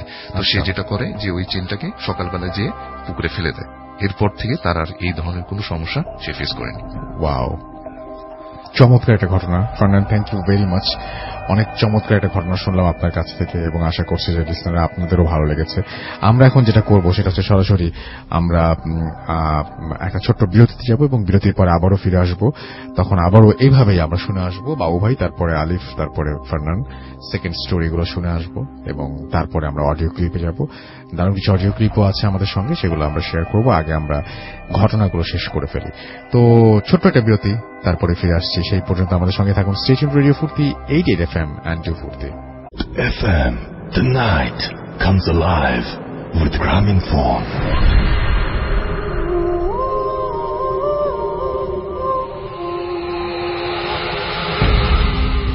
Yes, the night comes alive with Grameenphone. শুনছেন সবসময় রেডিও ফুর্তি 88 FM। আমি রাসেলার সাথে এবং মানিকগঞ্জ থেকে আমাদের লিখেছেন ইমন হুসাইন, তাহিদুল ইসলাম নাইম আমাদের লিখেছেন। এছাড়া আমাদের সঙ্গে আছেন দেখতে পাচ্ছি এখানে শান্ত রেজা এবং তিনি বলছেন ভাই কুষ্টিয়া থেকে আমি আমার 4 বন্ধু শুনছি, সাব্বির, আশিক, শিবলু, সুমন, এবং তারা অ্যাপ দিয়ে শুনছেন, অনেক ভয় লাগছে। আমাদের সঙ্গে আছেন দেখতে পাচ্ছি বিপু, এছাড়াও আমাদের সঙ্গে আছেন পলাশ পল, এছাড়াও আজকে আক্তার হুসাইন আমাদের সঙ্গে আছেন রাজশাহী থেকে, সজল ইসলাম পাবনা থেকে আছেন, পাবনার ছেলে বরিশাল থেকে শুনছেন তিনি এই মুহূর্তে, এমডি মাহবুবের রব্বানি মিম আমাদের সঙ্গে আছেন দেখতে পাচ্ছি ঋতু শাহিদ, এছাড়া আমাদের সঙ্গে আছেন দেখতে পাচ্ছি জুবায়ের আল মামুন, রাজশাহী থেকে শুনছেন তিনি। শীতে ভূত এফএম ভালো লাগে। সজিবুল ইসলাম সৌরভ লিখেছেন, আমাদের লিখেছেন আরিয়ান শান্ত যে আপনি SMS পড়েন। SMS আমরা এখন পড়ি না, তবে কমেন্ট করলে যে পড়ছি যেরকম এরকম পড়ি। ওয়ারিফুর রহমান আমাদের সঙ্গে আছেন মেঘবালিকা সিনথিয়া, এবং আমাদের সঙ্গে আছেন দেখতে পাচ্ছি শাহেদ আহমেদ, আমাদের সঙ্গে আছেন আফ্রিদি তুহিন, এছাড়াও নেহাল সহ আরো অনেকে আছেন। রেডিও ফুর্তির পেজ থেকে পড়ছিলাম, ভূত এফএমের যে পেজ আছে সেই পেজে আমরা দেখতে পাচ্ছি যে আমাদেরকে ভূত FM horror club Chittagong division আমাদের লিখেছেন। এছাড়াও আমাদের সঙ্গে আছেন দেখতে পাচ্ছি মার্শাল মেহেদি, ফ্রাইডে মানেই ভূত এফএম, ভয়কে জয় করতে ভূত এফএম শুনবো। আমাদের সঙ্গে আছেন দেখতে পাচ্ছি নাইম, এছাড়াও আমাদের সঙ্গে আছেন দেখতে পাচ্ছি আল আমিন, আহমেদ SH হৃদয় আমাদের সঙ্গে আছেন, ময়মনসিংহ থেকে আছেন ফাহিম মুনতাসির, আছেন আমাদের সঙ্গে কেডি আব্দুল্লাহ রাজ, আমাদের সঙ্গে আছেন দেখতে পাচ্ছি রাজশাহীর বয় পিয়ার, এছাড়াও আছেন মারিয়া খান, এবং আমাদের সঙ্গে আছেন দেখতে পাচ্ছি তিনি আমাদের ভূত এফএম অনেক পছন্দ করেন, তেমনটাই লিখেছেন, তার লেখা থেকে বোঝা যাচ্ছে সেটা। শেখ ওয়ালিদ আছেন আমাদের সঙ্গে আছেন এমডি রাহিল ইসলাম, AR সাইমুল, শেগুফতা রহনুমা আমাদের সঙ্গে আছেন এবং আমাদের সঙ্গে আছেন দেখতে পাচ্ছি অবন্তিকা আরাদি, এছাড়াও সাইদ হুসাইন আমাদের সঙ্গে আছেন, এমডি নাফিউল ইসলাম তানিম আমাদের সঙ্গে আছেন, ওয়াহিদ সৈকত আমাদের সঙ্গে আছেন, ইব্রাহিম JN আমাদের সঙ্গে আছেন, সোহান হুসাইন আমাদের সঙ্গে আছেন, ওয়াহিদ সৈকত আমাদের সঙ্গে আছেন দেখতে পাচ্ছি, এছাড়াও রকিবুল আমাদের সঙ্গে আছেন, ইলিয়াস, এছাড়া আমাদের সঙ্গে আছেন শৈব S অরুণিমা সহ আরো অনেকে। আপনি যদি থাকতে চান তাহলে চলে আসুন আমাদের পেজে, এবং আমাদের পেজে কিন্তু এই সপ্তাহে যারা অংশগ্রহণ করছেন তাদের ছবি তো আছেই, এছাড়াও আমাদের এই পেজটাতে কিন্তু একটা পোস্ট আছে, যে পোস্টটার একটা অডিও ক্লিপ আমরা শোনাবো আজকে কিছুক্ষণ পর। তো আমরা চলে যাচ্ছি আবারও বাবু ভাইয়ের কাছে তার ঘটনায়। হ্যালো রাসেল ভাই, এই কাহিনীটা আমার সাথে শেয়ার করেছেন নিশি। ওরা ঢাকার একটা কলোনিতে থাকে, অ্যান্ড কলোনিটা হচ্ছে আপনার এমন একটা জায়গায় তার আশেপাশে বেশ কিছু পুরনো স্থাপনা আছে এবং একটি বড় কবরস্থান আছে। তো কাহিনীটা হচ্ছে এই কলোনিতে যখন ওরা মুভ করে আসে ফার্স্ট টাইম, তখন ওই পাশের যে কোয়ার্টারটা ওদের থাকতে দেওয়া হয়েছিল সেটা বেশ কিছুদিন মানে খালি অবস্থায় ছিল। যারা চলে গিয়েছিল তারা থাকার পরে নাকি আরেকটা ফ্যামিলি আসে এবং তারা ওখানে আপনার থাকতে পারে না আর কি, কিছু প্রবলেম ফেস করে এবং কোনো একটা কারণে সামথিং তারা কাউকে বলে না, বাট ওখান থেকে মুভ করে অন্য জায়গায় চলে যায়, তাদের অন্য জায়গায় দেওয়া হয়।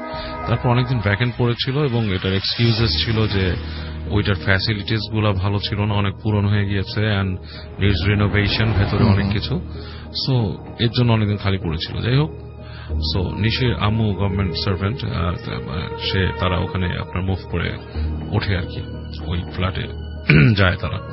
ওদের জন্য ওটাকে ঠিক করে দেওয়া হয়েছিল অনেকটাই। তো ওই ফ্ল্যাটটার ইটা হচ্ছে এমন ঠিক কর্নারে পড়েছে রাসেল ভাই, ডান দিকে গেলে ওই কবরস্থানের অংশ দেখা যায়, আর সামনে হচ্ছে ডেড এন্ড। আচ্ছা, ডেড এন্ড এই পাশে, আর যাওয়ার কোনো জায়গা নেই। আর পাশের যে ফ্ল্যাটটা ওখানের সাথে দেখা যাচ্ছে এমন ভাবেই করা যে তাদের সাথে খুব একটা কানেক্টিভিটিও নেই। তো যেহেতু ওরা নতুন গিয়েছে, সে তখন মানে SSC শেষ করে গিয়েছিল, বেশ একটা ফাঁকা সময় ছিল কলেজে যাওয়ার আগ পর্যন্ত, তো বেশ একা থাকতে হতো বাসায়, কারণ ওর বাবা মার মধ্যে বাবা ছিল না আর কি, আর মা জব করতো, তো বাসায় থাকতে হতো বিশেষ টাইমটাই। তো দেখতো যে ওখানে ওর একটা ইনকিউবাস সিচুয়েশন তৈরি হয়েছে, সবার সাথে ভালো মতন মেশার সুযোগ হতো না, এবং ওই অংশটা থেকে আসতো না, খেলতেও আসতো। আচ্ছা, সন্ধ্যার পর বেশ নীরব হয়ে যেত জায়গাটা, এবং মানে কেমন যেন একটা নিস্তব্ধতা বিরাজ করত, এবং কবরস্থানটার দিক তাকালে বেশ উদাসী একটা ভাব মনে হতো ওখানে দাঁড়ায়, এবং বেশ হু বাতাস চলত, একটা সময় বেশ খুব বাতাস চলত। তো যাই হোক, ওঠার পর কয়েকদিন পরের ঘটনা, একদিন দুপুরবেলা মিশি শুয়ে আছে ওখানে ওই বিষয়ের মধ্যে, বেশ ভর দুপুর। এই সময় মনে হচ্ছে যে ওদের ওই বাসার যে কিচেনটার মধ্যে শব্দ হচ্ছে, টুকটাক টুকটাক, মানে কেউ নাড়াচাড়া করছে কিছু। তো বলতেছে যে এরকম সময় কে আসবে এখানে বাসার মধ্যে নাড়াচাড়া, বাসা তো খালি, কেউ নাই। তো সে উঠে দৌড় দিয়ে কিচেনে যায়, দেখে কোনো শব্দ নেই, মানে পুরা নীরব, নিথর, কোনো শব্দ নেই, এবং বাসার অন্য কোথাও কোনো শব্দ নেই। তো চলে এসে এখানে বসে। বিকালবেলা বাসার থেকে বাইরে যেয়ে হেঁটে দেখার চিন্তা করি এখানে। তো ওখানে একটু হাঁটতে সামনে যে অন্য বাসার মানুষ দেখে ওকে ওর বয়সী প্রায় একটা মেয়ে ডাকে, ডেকে বলে, তোমরা এখানে নতুন আসছো? বলে হ্যাঁ। তো বলে যে তোমরা ওখানে থাকছো কিভাবে?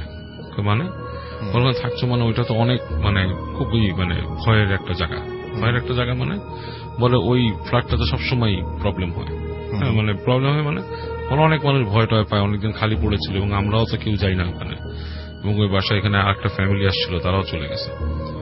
বলে কিরকম কি হয়? বলে অনেক কিছু হয়, তোমার এগুলো ভয় দেখাতে চাই না, তোমরা আসছো সাবধানে থেকো, দোয়া পড়ে থেকো এখানে। তো জিনিসটা তখন চিন্তা করে যে আমি যে দুপুরে শব্দ শুনছিলাম এটা কি আসলে এরকম কিছু রিলেটেড কিনা কে জানে। যাই হোক, তো ওরা ওখানে থাকতেছে কয়দিন, এবং ওর কাছে একটা ফিলিংস হতো যে রাতের বেলা বাসার সব জায়গায় কেউ হেঁটে বেড়ায় আর কি, আপনার ওই বাসার মধ্যে করিডোর যেখানে ডাইনিং স্পেসটা, ওখান থেকে হাঁটে, এরকম শব্দ পেত। ওর মাকে অনেক বলছে অনেক সময়, ওর আম্মা বলে যে ক্লান্ত থাকতো, উনি ভদ্রমহিলা আন্টি বলতো যে ঘুমায় যাও, এগুলা কিছু না।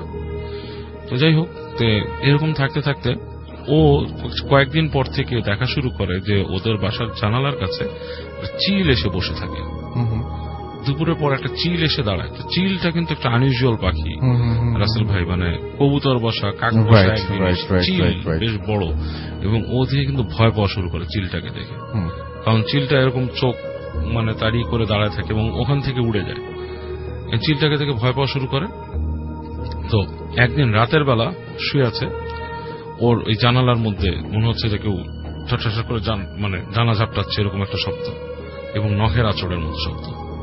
তো বেশ ভয় পেয়ে যে ও চিন্তা করে আম্মুকে ডাকবে কিনা, মানে ভয় পায়। আবার চিন্তা করে যেটা কি হচ্ছে তো জানলার মধ্যে এরকম বাড়ি যায়, টোকা দেয়, দেখে শব্দ নাই, আবার কিছুক্ষণ পর এরকম হয়।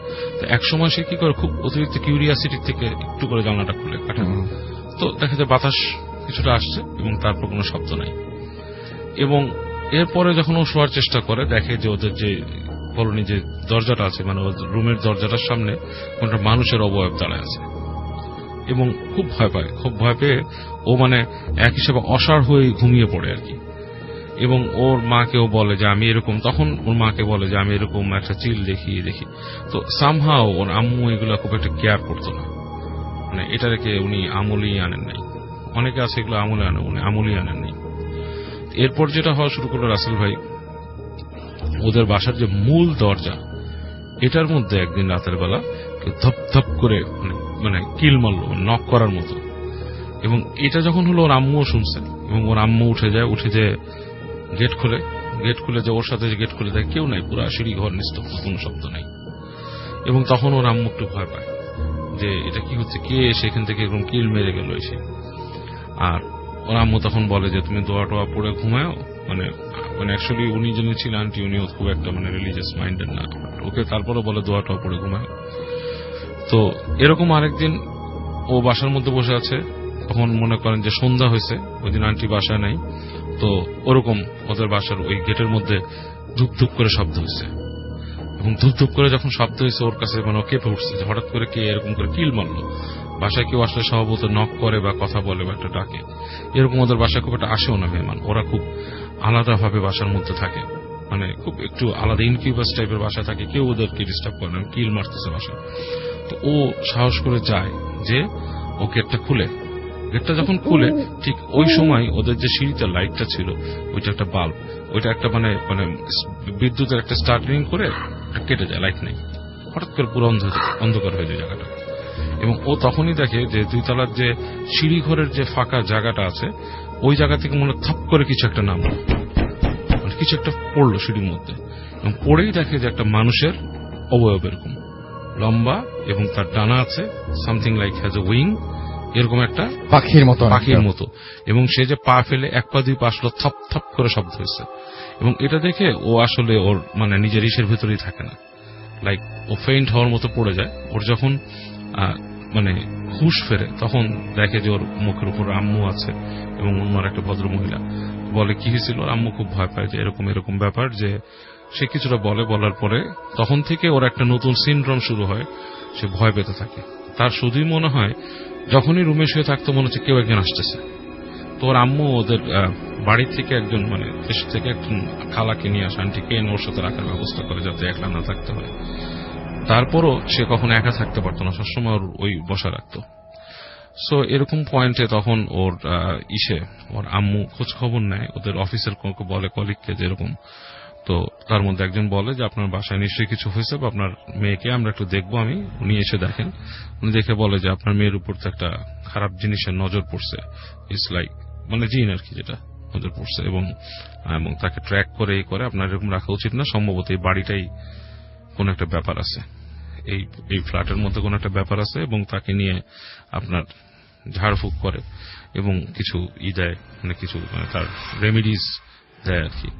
এবং আস্তে আস্তে হয়ে যায়, এবং ওর আম্মু তখন অ্যাপ্লাই করে বাসাটা থেকে চলে যাওয়ার জন্য। In the meantime okay already সরায় ফেলে, ওর এক আন্টির বাসা রাখে, এবং অনেকদিন পর্যন্ত সেটাতে ভুগছিল সে প্রায় এরকম। তো এখন বড় হয়ে গেছে অনেকটাও, এবং বিয়ে হয়েছে, তো বিয়ের পর আস্তে ধীরে জিনিসটা অনেকটা কমে গেছে আর কি, এখন আর এতটা সে এটা ফেস করে। ওকে, থ্যাংক ইউ সো মাচ। আমরা চলে যাব ডক্টর আলিফের কাছে তার সেকেন্ড ঘটনায়। আমাদের হাতে সময় খুব কম, এবং চলে যাই আলিফের কাছে। থ্যাংক ইউ রাসেল ভাই। আমার দ্বিতীয় যে ঘটনাটি আছে সেটি খুব ইন্টারেস্টিং একটা ঘটনা, আমরা আমাকে পাঠিয়েছে হচ্ছে মৌলভীবাজার থেকে শাহান নামে ভাই। আমি আগেও তার ঘটনা একবার শেয়ার করেছিলাম, তো তিনি বলেছিলেন যে তিনি ঘটনা দেবেন, এবং এইবার তিনি দিয়েছেন তার নানার বাড়ির এক ঘটনা। আচ্ছা, তার নানার বাড়িতে তার মামার সাথে ঘটনা। তো আমাকে যখন যেভাবে তিনি বললেন আর কি, যে তার মামার বাড়ি নানার বাড়ি আর কি মৌলভীবাজারেই আর কি। তো সেখানে ঘটনা শুরুর আগে আমি একটি ছোট করে স্টার্টিংটা দিতে যাচ্ছি এভাবে, যে ওইখানে একটা মেয়ে 2015-তে সুইসাইড করে। আচ্ছা, তো মেয়েটা যে সুইসাইড করে একটা পেয়ারা গাছের সাথে ঝুলে সুইসাইড করে। তো সেদিন ভোরবেলা তার মা যখন ওয়াশরুমের জন্য যাচ্ছিল, তখন ওই ঘর থেকে বের হয়ে গাছের মধ্যে নিজের মেয়েকে এভাবে ঝুলন্ত অবস্থায় দেখে, নিজের চোখে দেখেন সেটা। তো হঠাৎ এরকম করে মেয়ে সুইসাইড করবে, দৌড়ে গিয়ে ঝাপটে, তখন এত কিছু মনে ছিল না, জোরে যে ঝাপটে ধরে মেয়েটাকে ধরে কান্নাকাটি শুরু করে। তো মার এরকম প্রলাপ এবং চিৎকারে তার বাবাও ঘুম থেকে উঠে দৌড়ে কাছে আসে, এবং বাবাও ভেঙে পড়ে এবং চিৎকার করে কান্না করতে থাকে মেয়ের ডেড বডি ধরে। কিন্তু তখন তারা নামাতে পারছিল না, ডেড বডিটা গাছ থেকে নামাতে পারছিল না। তো লোকজন তাদের চিৎকারে এবং কান্নাকাটি শুনে চলে আসে কাছে, এবং পুরা বাড়ি জমে যায়। আশেপাশের অনেক মানুষ ওই জায়গায় জমে যায় যে ডেড বডিটা কি, ডেড বডিটা দেখার জন্য। রাসেল ভাই 8টার দিকে পুলিশ আসে, পুলিশ এসে ডেড বডি নেয় এবং পোস্টমর্টেম করে। পোস্টমর্টেম করার পরে ওনারা পুলিশ বলে যে কেস ফাইল করতে, এবং কেসটি তারা ফাইল করে, কিন্তু কোনো প্রুফ তারা খুঁজে পায়নি, দিতেও পারে নাই, এবং কেস ফাইলটি পরে কেসটা পরে 1 বছর পর বন্ধ করে দিতে হয়। আচ্ছা, আমি আপনাকে একটু আগের কথাই বলে ফেললাম। তো বাই দিস টাইম তাদের বাসায় প্রথম 2-3 দিন কোনো প্রবলেম হয়নি। মেয়েটার বাসার কথা বলছিলাম। তো মেয়েটার মা তো এমনিতেই পাগল, প্রায় কিছুক্ষণ পরপর খালি মেয়ের কথা মনে পড়ে। আর মেয়েটার কোনো ভাই বোন ছিল না, তো একটা মাত্রই মেয়ে ছিল, ওই পরিবারে একটাই মাত্র মেয়ে। তো হঠাৎ কোনো কারণে কোনো কথা না জানিয়ে না বুঝে, মানে এমন হতে পারে সুইসাইড করার কিছু রিজন থাকতে পারে না, আশেপাশের প্রাসঙ্গিক কিছু রিজন, যেমন পছন্দের কেউ থাকতে পারে, অথবা বিয়ে দিয়ে দিচ্ছে, বা বিয়ে হয়ে গেছে, অথবা ঝগড়া লেগেছে বাসায় কারোর সাথে, এরকম কোন রিজনই ছিল না সুইসাইড করবার জন্য। এবং এটা নিয়ে পুলিশ কোনো তদন্ত করে কোনো কিছু বের করতে পারে নাই। তো চতুর্থ দিন যেটা বলছিলাম, 2 থেকে 3 দিন, মানে 2-3 দিনের পরে যখন মানে মিলাদ হয় বাসাতে, মিলাদের পরে আত্মীয় স্বজনরা কিছু আছে কিছু চলে যায়। চতুর্থ দিনের দিন রাতের বেলা ধর 8টা-9টার দিকে ওই মেয়েটার মা জানালা দিয়ে মেয়েটাকে উঠোনে হাঁটতে দেখে। আচ্ছা, তো আমি রাসেল ভাই মেয়েটার নাম জানি না, আমাকে বলে নাই নামটা। তো দৌড়ে যে দরজা খুলে চিৎকার দিয়ে তার মেয়েটার নাম নিয়ে চিৎকার দিয়ে দৌড়ে যে উঠোনের দিকে যাচ্ছিল, তখন ঘরের লোকজন সবাই মানে ওনাকে সান্ত্বনা দেওয়ার জন্য আটকে যেও না, তুমি আসলে আমাদের মেয়ে মারা গেছে, ভালো করে বোঝানোর চেষ্টা করেছে। তো কোনোভাবে ঘরে আটকে রেখেছে, কিন্তু কতক্ষণ আর আটকে রাখবে, সে বারবার কান্না করেছে। পরে একটা সময় কান্না করতে করতে ঘুমিয়ে যায়। আচ্ছা, এই ঘটনাটা রাসেল ভাই ঘটতে থাকে আরো 2-3 দিন। প্রায় সময় মেয়েটার মা রাত্রবেলা এই জানালা দিয়ে দেখতো যে জায়গায় মেয়েটাকে গোসল করানো হয়েছে সেই জায়গায় বসে মেয়েটা খাচ্ছে, অথবা আশেপাশে ঘুরছে। বারবারই এরকম ভাবে আনতে যায়, ঘরে নিয়ে আসবো, কিন্তু তার হাজবেন্ড তাকে আটকে রাখে। তো এইটা রাসেল ভাই ঘর থেকে পাড়া মহল্লায় চলে যায়। লোকজন সবাই জানতে থাকে যে এই বাসায় এরকম হচ্ছে, মাটা বারবার নাকি বিলাপ পারতে পারতে মেয়েটার দিকে চলে যাচ্ছে, মেয়েটাকে নাকি উঠোনে দেখা যায়। সর্বপ্রথম এলাকার একটা লোক দেখে একটা গাছের মধ্যে একটা লাশ ঝুলছে, কাছে যাওয়ার পর দেখে লাশটা ভ্যানিশ হয়ে যায়। এরকম এলাকার লোকজন একজন থেকে শুরু করে বাড়তে থাকে। কেউ সন্ধ্যার পরে গেলে যখন ব্যাক করে ঘরের ব্যাক করার দিকে আসে, ঘরে ব্যাক করে, ওই সময় কোনো না কোনো গাছে, এলাকার কোনো না কোনো গাছে কেউ না কেউ এরকম লাশ দেখতে পায়। দূর থেকে ঝুলন্ত লাশ দেখা যাচ্ছে, কাছে যাওয়ার পর লাশটা থাকে না। তখন সবাই এলাকার লোকজন ওই দেখা যায় যে দল বেঁধে বেঁধে বাজার যায়, আবার দল বেঁধে বেঁধে বাজার থেকে আসে। তারপরও রাসেল ভাই মানে বাড়ির এমন কোন জায়গা মিস নাই যেখানে লোকজন ওই লাশটা দেখে নেয় ঝুলন্ত অবস্থা। আচ্ছা, ওইটা ওই এলাকায় খুবই ফেমাস, অনেকেই দেখেছে, স্টিল নাও দেখে। কিন্তু কথা হচ্ছে আগে যেরকম মানে প্রতিনিয়ত দেখতো, এখন ওরকম দেখে না। তো বছরে 1-2 বার কেউ না কেউ দেখে রাসেল ভাই। আচ্ছা, তো এইটার সাথে আমি এখন যে কানেকশনের কথা বলছিলাম, যে মামার কথা, নানার বাড়িতে যে মামা, শাহান সাহেবের মামার কথা বলবো। তার মামার রাসেল ভাই একটু খারাপ অভ্যাস ছিল। অভ্যাসটা খারাপ বলতে কি, উনি তাস খেলতেন। আচ্ছা, অলমোস্ট জুয়াই খেলতেন বাজারে যে। তো প্রতিদিনই বাজারে যেতেন। তো রাসেল ভাই এই ধরনের মানুষগুলো একটু ডিফারেন্ট হয় না, মানে একটু সাহসী হয়, বা একটু মানে একটু অ্যারোগেন্ট হয়, একটু ঝগড়াটে টাইপের হয় আর কি। তো তার মামা আর কি মানে বদমেজাজি, এক্স্যাক্টলি। আসেও রাত করে, মানে ওই এলাকায় আসেও রাত করে। আর ওনারা মানে উনি এমন ভাবে ফ্রেন্ডদের মধ্যে পরিচিত যে রাতে 1-2টা হাঁটলে তার কোনো সমস্যা হয় না। আচ্ছা, তো সেদিন রাসেল ভাই তার মামা, এটা হচ্ছে 2015 দিকেই, যে বলেছিলাম 1 বছরের কেসটা নড়ছে, ওই 1 বছরের মাঝখানের দিকের ঘটনা। এটা কিন্তু ওই নানার বাড়ির পাশের ঘটনা। তো আশেপাশে কিন্তু একটু পাহাড়ি এলাকা, একটু গাছগাছালি বেশি এবং পাহাড়ি এলাকা, উঁচু নিচু এলাকা। তো তিনি তার মামা আর কি ঘর থেকে বেরিয়ে গেছে, মাঝ রাস্তায় পকেটে হাত দিয়ে দেখে আরে ইয়া তো আনে নাই, টর্চ আনে নাই। এখন পকেটের মধ্যে রাসেল ভাই ছোট্ট একটা লাইটার ছিল। তো সেই লাইটারের নিচে একটা লাইট ছিল, যে সাদা লাইট গুলো এখন লাইটারে যে পাওয়া যায়, সেই লাইট গুলা সে মানে দেখে সে চিন্তা করলো যে না, এইটা দিয়ে হয়ে যাবে, রাস্তা তো চিনি, এতদিন ধরে আছে এখানে, কোনো সমস্যা নাই, চলে যাবে একটা, ওরা কোনোভাবে ম্যানেজ হয়ে যাবে। তো রাত্রেবেলা সে রাসেল ভাই তাস খেলে ফ্রেন্ডের সাথে। তো রাত্রে 1-1.5টা বেজে যায় আর কি। তো একটা সময় বলে না, বাসায় বাচ্চা কাচ্চা আছে, তারপর ওয়াইফ ও প্রেগনেন্ট। তো যেহেতু ওয়াইফ প্রেগনেন্ট, তার বলে যে না, আমাকে যেতে হবে। অনেক জোরাজুরি করার পরে সে ওখান থেকে বলে যে না, এখন বেরিয়ে যাবো। তো সে বেরিয়ে যায়, একাই বেরিয়ে যায়। নর্মালি অনেক সময় ফ্রেন্ডরা থাকে, কেউ একা তো কখনো একা থাকতো, কিন্তু রাসেল ভাই উনি কখনো প্রত্যক্ষ করবে এরকম কিছু, সেটা সে কখনো চিন্তা করে নাই। তো বাজার থেকে ঘরের উদ্দেশ্যে গেল, মানে রাস্তার মাঝখানে ওনাদের বাজার থেকে ওনাদের ঘর যেতে 3-4টা কবরস্থান পড়ে আছে। একটা কবরস্থান ওনাদের ঘরের ঠিক বরাবর, কিন্তু আরেকটা কবরস্থান তাদের পারবেরিক। তো প্রথম মানে যেতে যে প্রথম কবরস্থানটা পার হওয়ার সময় রাসেল ভাই প্রায় অনেকগুলা শিয়ালের ডাক শুনতে পায়, এবং শিয়ালের ডাকগুলা দূর থেকে না, মনে হচ্ছে যে কাছ থেকে ডাকছে শিয়ালগুলা। কিন্তু এত ঝাঁকে ঝাঁকে শিয়াল, কিন্তু উনি দেখতে পাচ্ছিল না। শিয়াল ওখানে ওই এলাকাতে এমনিতেই অহরহ দেখা যায়, এখনো দেখা যায়, অহরহ দেখা যায়। তো এতগুলা শিয়াল একসাথে ডাকছে, তার কাছে একটু অবাক লাগে। তো উনি মনে করেন নর্মালি। তো ওই প্রথম কবরস্থানটা ক্রস করে দ্বিতীয় কবরস্থানের দিকে যায়। তো দ্বিতীয় কবরস্থানের দিকে যাবার পর আপনার কবরস্থানটা ক্রস করবে এমন সময় সে শুনতে থাকে আশেপাশ থেকে ভেসে আসে অনেক কান্নার শব্দ। তো ওনারা তো গ্রামের মানুষ, মানে ওরা অ্যাজিউম করতে পারে যে কতজন কান্না করছে। আচ্ছা, বলে উনি ওনার ভাষ্য মতো যে 400-500 মানুষ কান্না করছে একসাথে। এবং কান্নাটা এতটাই কাছে, এতটাই কানের পাশে, মনে হচ্ছে যে একদম কাছেই হচ্ছে কান্নাগুলা। ওই কান্নার মাঝে কিছু হাসির শব্দ, খুব বিশ্রী হাসির শব্দ। তো সে ওই রাস্তাটাও ক্রস করে। তো তার কাছে খুব অবাক লাগতে থাকে, আমি কিছু ফেস করবো কিনা। তো তৃতীয় কবরস্থানের রাসেল ভাই, ওই কবরস্থানটা তাদের পারিবারিক গোরস্থান, যে শাহান সাহেবের কথা বললাম, ওনার নানাদের কবরস্থান। সেই কবরস্থানের গেটের চাবিও তার কাছে আছে।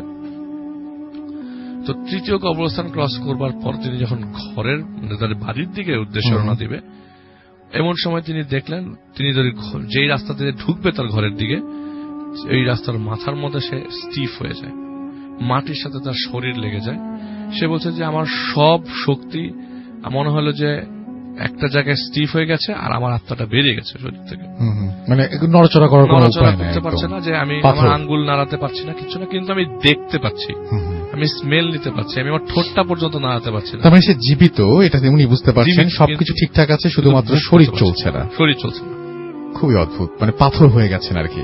ঠিক 5 মিনিটের মধ্যে তাদের বাড়ি থেকে একটা লাশের খাটিয়া সহিত অনেকগুলা মানুষ আসতে থাকে।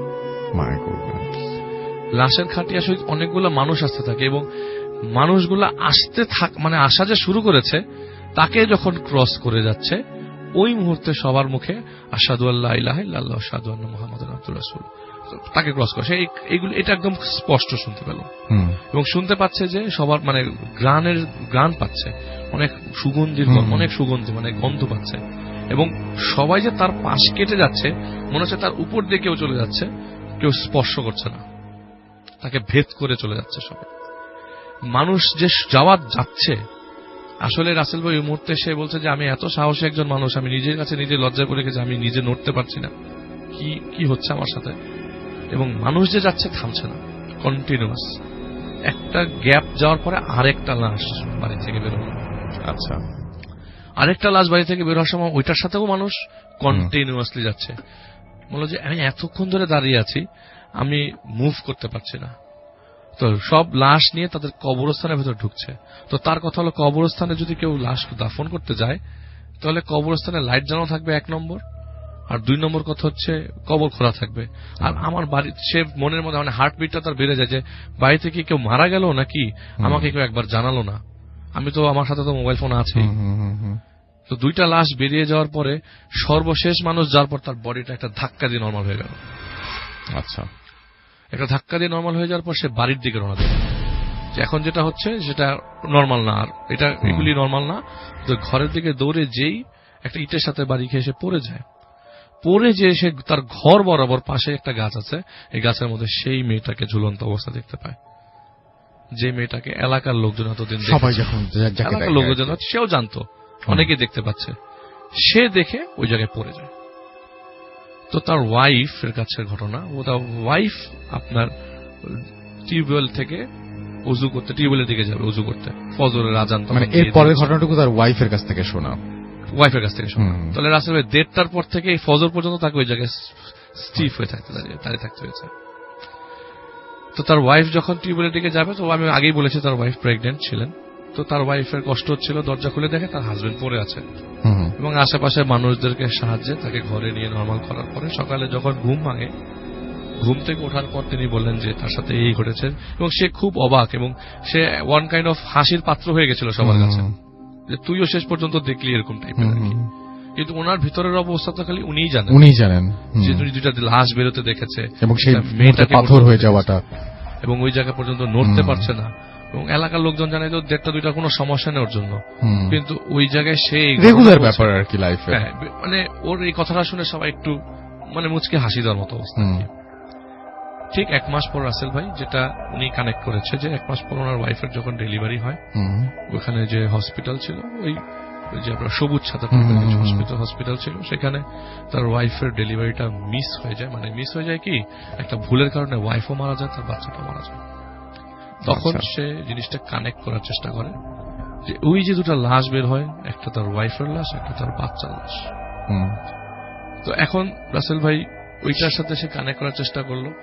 পরবর্তীতে রাসেল ভাই মানে সেটাই সে হয়তো এই খাটিয়া বের হতে বেরোতে দেখেছে আর কি তার বাড়ি থেকে, 1 মাস আগেই দেখে ফেলেছে আর কি। তো তার এটা আমার কাছে হৃদয় বিদারক লেগেছে আসলে, শেয়ার করি। আর উনি এখনো পর্যন্ত আছে এবং ফেসবুক হয়তো আমি এখানে ওপেনলি বলে দিই শাহান ভাইকে যে যদি সে পারে তাহলে ফেসবুকে একটা কমেন্ট করে দিতে, যেখানে আপনাদের সবার ছবি টবি আছে রিকোয়েস্ট করবো। উনি আমার শুনছেন, অবশ্যই শুনছেন। থ্যাংক ইউ শাহান ভাই, থ্যাংক ইউ অনেক। এবং আলিফ, চমৎকার ঘটনাটার জন্য আমরা ওয়েট করছিলাম। থ্যাংক ইউ ভেরি মাচ আমাদের সঙ্গে ঘটনাটা শেয়ার করার জন্য। আমরা চলে যাচ্ছি ফারনানের কাছে। ফারনানের লাস্ট যে স্টোরিটা আছে সেই স্টোরিটা আমরা শুনবো এবং আশা করছি যে পুরোটা সময় আপনারা এনজয় করছেন। চলুন যাই আমরা ফারনানের কাছে। ফারনান, লাস্ট স্টোরিটা আমরা শুনে ফেলি। আমার লাস্ট স্টোরিটা এখন বলবো। আমার লাস্ট স্টোরিটা আমাকে একজন ফেসবুকে শেয়ার করেছেন। উনি মূলত কলকাতায় থাকেন এবং ওনার নাম হচ্ছে শুভঙ্কর। তো ওনার যেটা হয় যে চেন্নাইতে পড়াশোনা করার কারণে তো ওইখানকার একটা ঘটনা উনি আমার সাথে শেয়ার করেন। তো ঘটনাটা হচ্ছে মেইনলি অনেকেই হয়তো শুনে থাকবেন, চেন্নাই টু পন্ডিচেরি যে রোডটা, মানে হাইওয়ে রোডটা, মানে যেটা ওয়েস্ট বেঙ্গলকে চেন্নাইয়ের সাথে সংযুক্ত করেছে, মানে দক্ষিণ ভারতের সাথে। তো সেই রোডটার একটা ঘটনা উনি আমাকে বলেন। তো ওনাদের একটা সময় যেটা হয়েছে গত বছরের দিকে, এটা 2016 ডিসেম্বরের দিকের ঘটনা। তখন ঠিক এক বছর আগে, তখন মোটামুটি ভালো ঠান্ডা ওই চেন্নাইতে। তো ওনারা যেটা করেন যে ওনাদের সেমিস্টার ফাইনাল হয়ে যাওয়ার পরে ওনারা একটা প্ল্যান করেন যে ওনারা পন্ডিচেরিতে মানে একটা বাংলো ভাড়া করে, যে কোন এক হলিডেতে তারা সেই বাংলোটাতে ঘুরতে যাবে।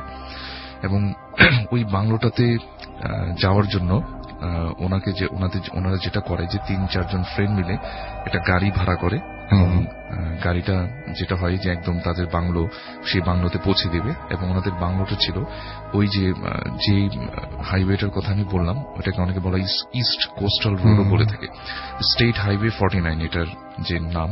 তো এই হাইওয়েটার ঠিক শেষ মাথায় এবং সেখানে কিছু বন জঙ্গল, এবং সেই বন জঙ্গলের ভিতরেই বাংলোটা। খুব সুন্দর একটা অ্যাডভেঞ্চারাস একটা জায়গা। তো ওনারা প্ল্যান মতো সেই গাড়িটা নিয়ে গাড়ির ড্রাইভারকে তারা সবকিছু সেট করে এবং গাড়ির ড্রাইভারকে বলে যে আমরা আসলে সন্ধ্যার পরে রওনা হব সেই হাইওয়েটা দিয়ে।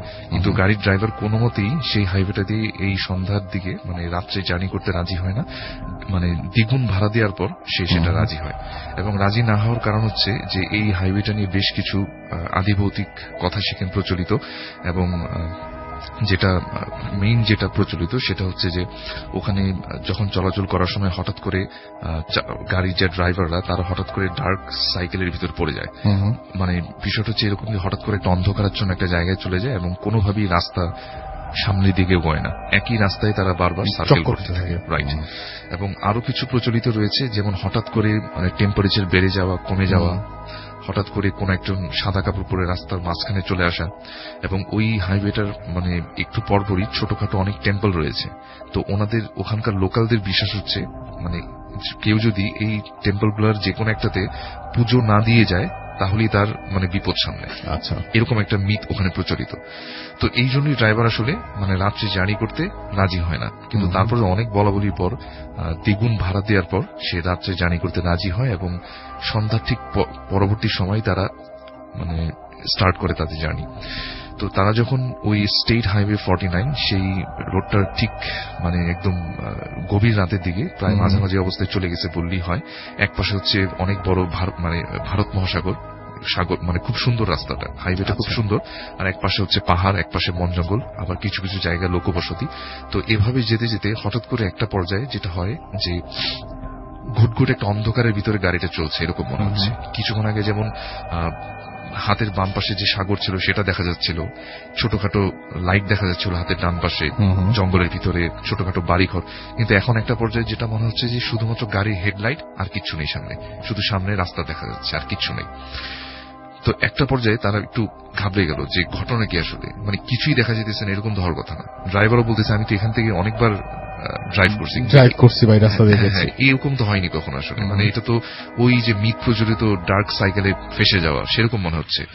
এবং ওদের মধ্যে একজন দেখলো যে হঠাৎ করে রাস্তার বাম পাশে অনেক সময় ভাঙা থাকে না, যে এত কিলোমিটার লেখা থাকে জায়গা, তো ওরকম একটা জায়গা তারা ক্রস করলো এবং ঠিক আধা ঘন্টা পরে ওই জায়গাটি তারা ক্রস করতেছে বারবার।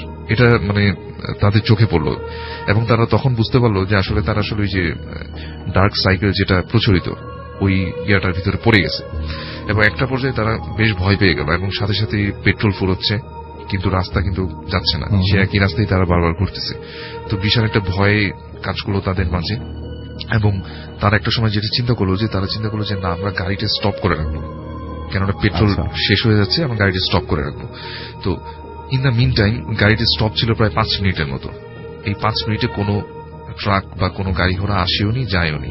তো হঠাৎ করে তারা দেখলো যে দূর থেকে একটা জিপের মতো অনেক পুরনো মডেলের একটা জিপ, ব্রিটিশ আমলের একটা মডেলের জিপ মানে তাদের বরাবর আসতেছে, তাদের গাড়িটা বরাবর। তো তারা তখন চিন্তা করলো যে এত পুরনো জিপ তো এখানে থাকার কথা, এটা তো ব্রিটিশ আমলের জিপ, তো এটাই হাইওয়ে রোডে কিভাবে আসলো। তো ওইটা যখনই তাদের সামনে দিয়ে ক্রস করে চলে গেল, দেখলো যে গাড়িটার ভিতর কেউ নেই, মানে ড্রাইভারও নেই, না ড্রাইভারও নেই, ড্রাইভারের সিটটা খালি, মানে ওখানে কেউ ড্রাইভ করছে না, কিন্তু গাড়িটা সম্পূর্ণ লাশে ভর্তি। ঠিক আছে, গাড়িটা সম্পূর্ণ লাশে ভর্তি এবং তাদের সামনে দিয়ে ক্রস করে চলে গেল। এবং তাদের কাছে মনে হচ্ছিল যে লাশগুলো অনেকটা ব্রিটিশ মানুষদের লাশ থাকে না যেরকম, মানে আমাদের নর্মাল, আমাদের মতো না, আমাদের মতো সোজা কথা। তো এই জিনিসটা তাদের চোখে পড়ছে এবং সাথে সাথে পাশে যে ভারত মহাসাগর সেটাও তারা চোখে পড়লো, ওশানটা, এবং সবকিছু হঠাৎ করে মানে আগে যেমন একটা ডার্কনেস এর ভিতরে হারানো ছিল, এখন হঠাৎ করে আবার সবকিছু ঠিক হয়ে গেল, নর্মাল হয়ে গেল একদম পুরো 1 সেকেন্ডের মাথায়। গাড়িটা ক্রস করে চলে গেল তাদেরকে জিপটা, এবং সব ঠিক হয়ে গেল। তারপর তার আস্তে আস্তে সামনের দিকে আবার গেল। মেনলি ভাই এটাই ছিল ঘটনা, শর্টকাটই বললাম আসলে। না না, কোনো সমস্যা নাই। আচ্ছা, এইটাই ছিল ঘটনা। এখন ওই ড্রাইভারটাকে তারা অনেক প্রশ্নগুলো যে এটা কি দেখলাম আসলে, তারা 4 জন মিলে একই সাথে একই জিনিস দেখলো।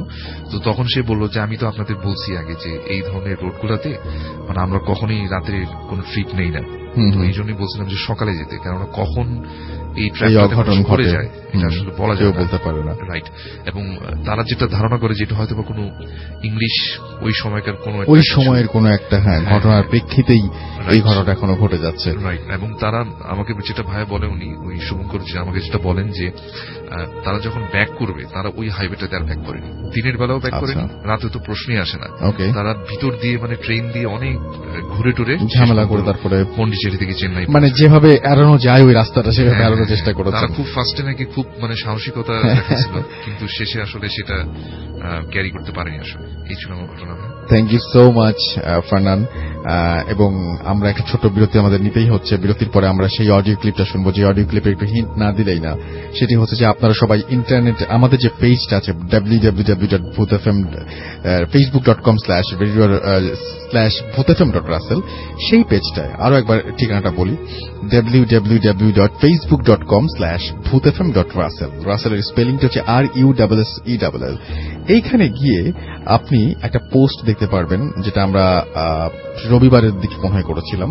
সেই পোস্টে গিয়ে আপনারা দেখতে পাবেন যে একটা ঘটনা আমাদেরকে একজন পাঠিয়েছেন, ছবি টবি সবকিছু সহ। সেই ঘটনাটি আমরা এখন শুনব, এবং যেই যিনি পাঠিয়েছেন তার এর আগের সপ্তাহেও তার একটা ঘটনা আমরা প্লে করেছিলাম, এবং এই সপ্তাহে আরো একটি ঘটনা আমরা প্লে করতে যাচ্ছি। তো আশা করছি আপনাদের সবার ভালো লাগবে। ফিরে আসছি আবারও একটু পরেই, সেই পর্যন্ত আমাদের সঙ্গে থাকুন। স্টে টিউনড রেডিও ফুর্তি 88 FM and do ফুর্তি। Bhoot FM, the night comes alive with Graminphone.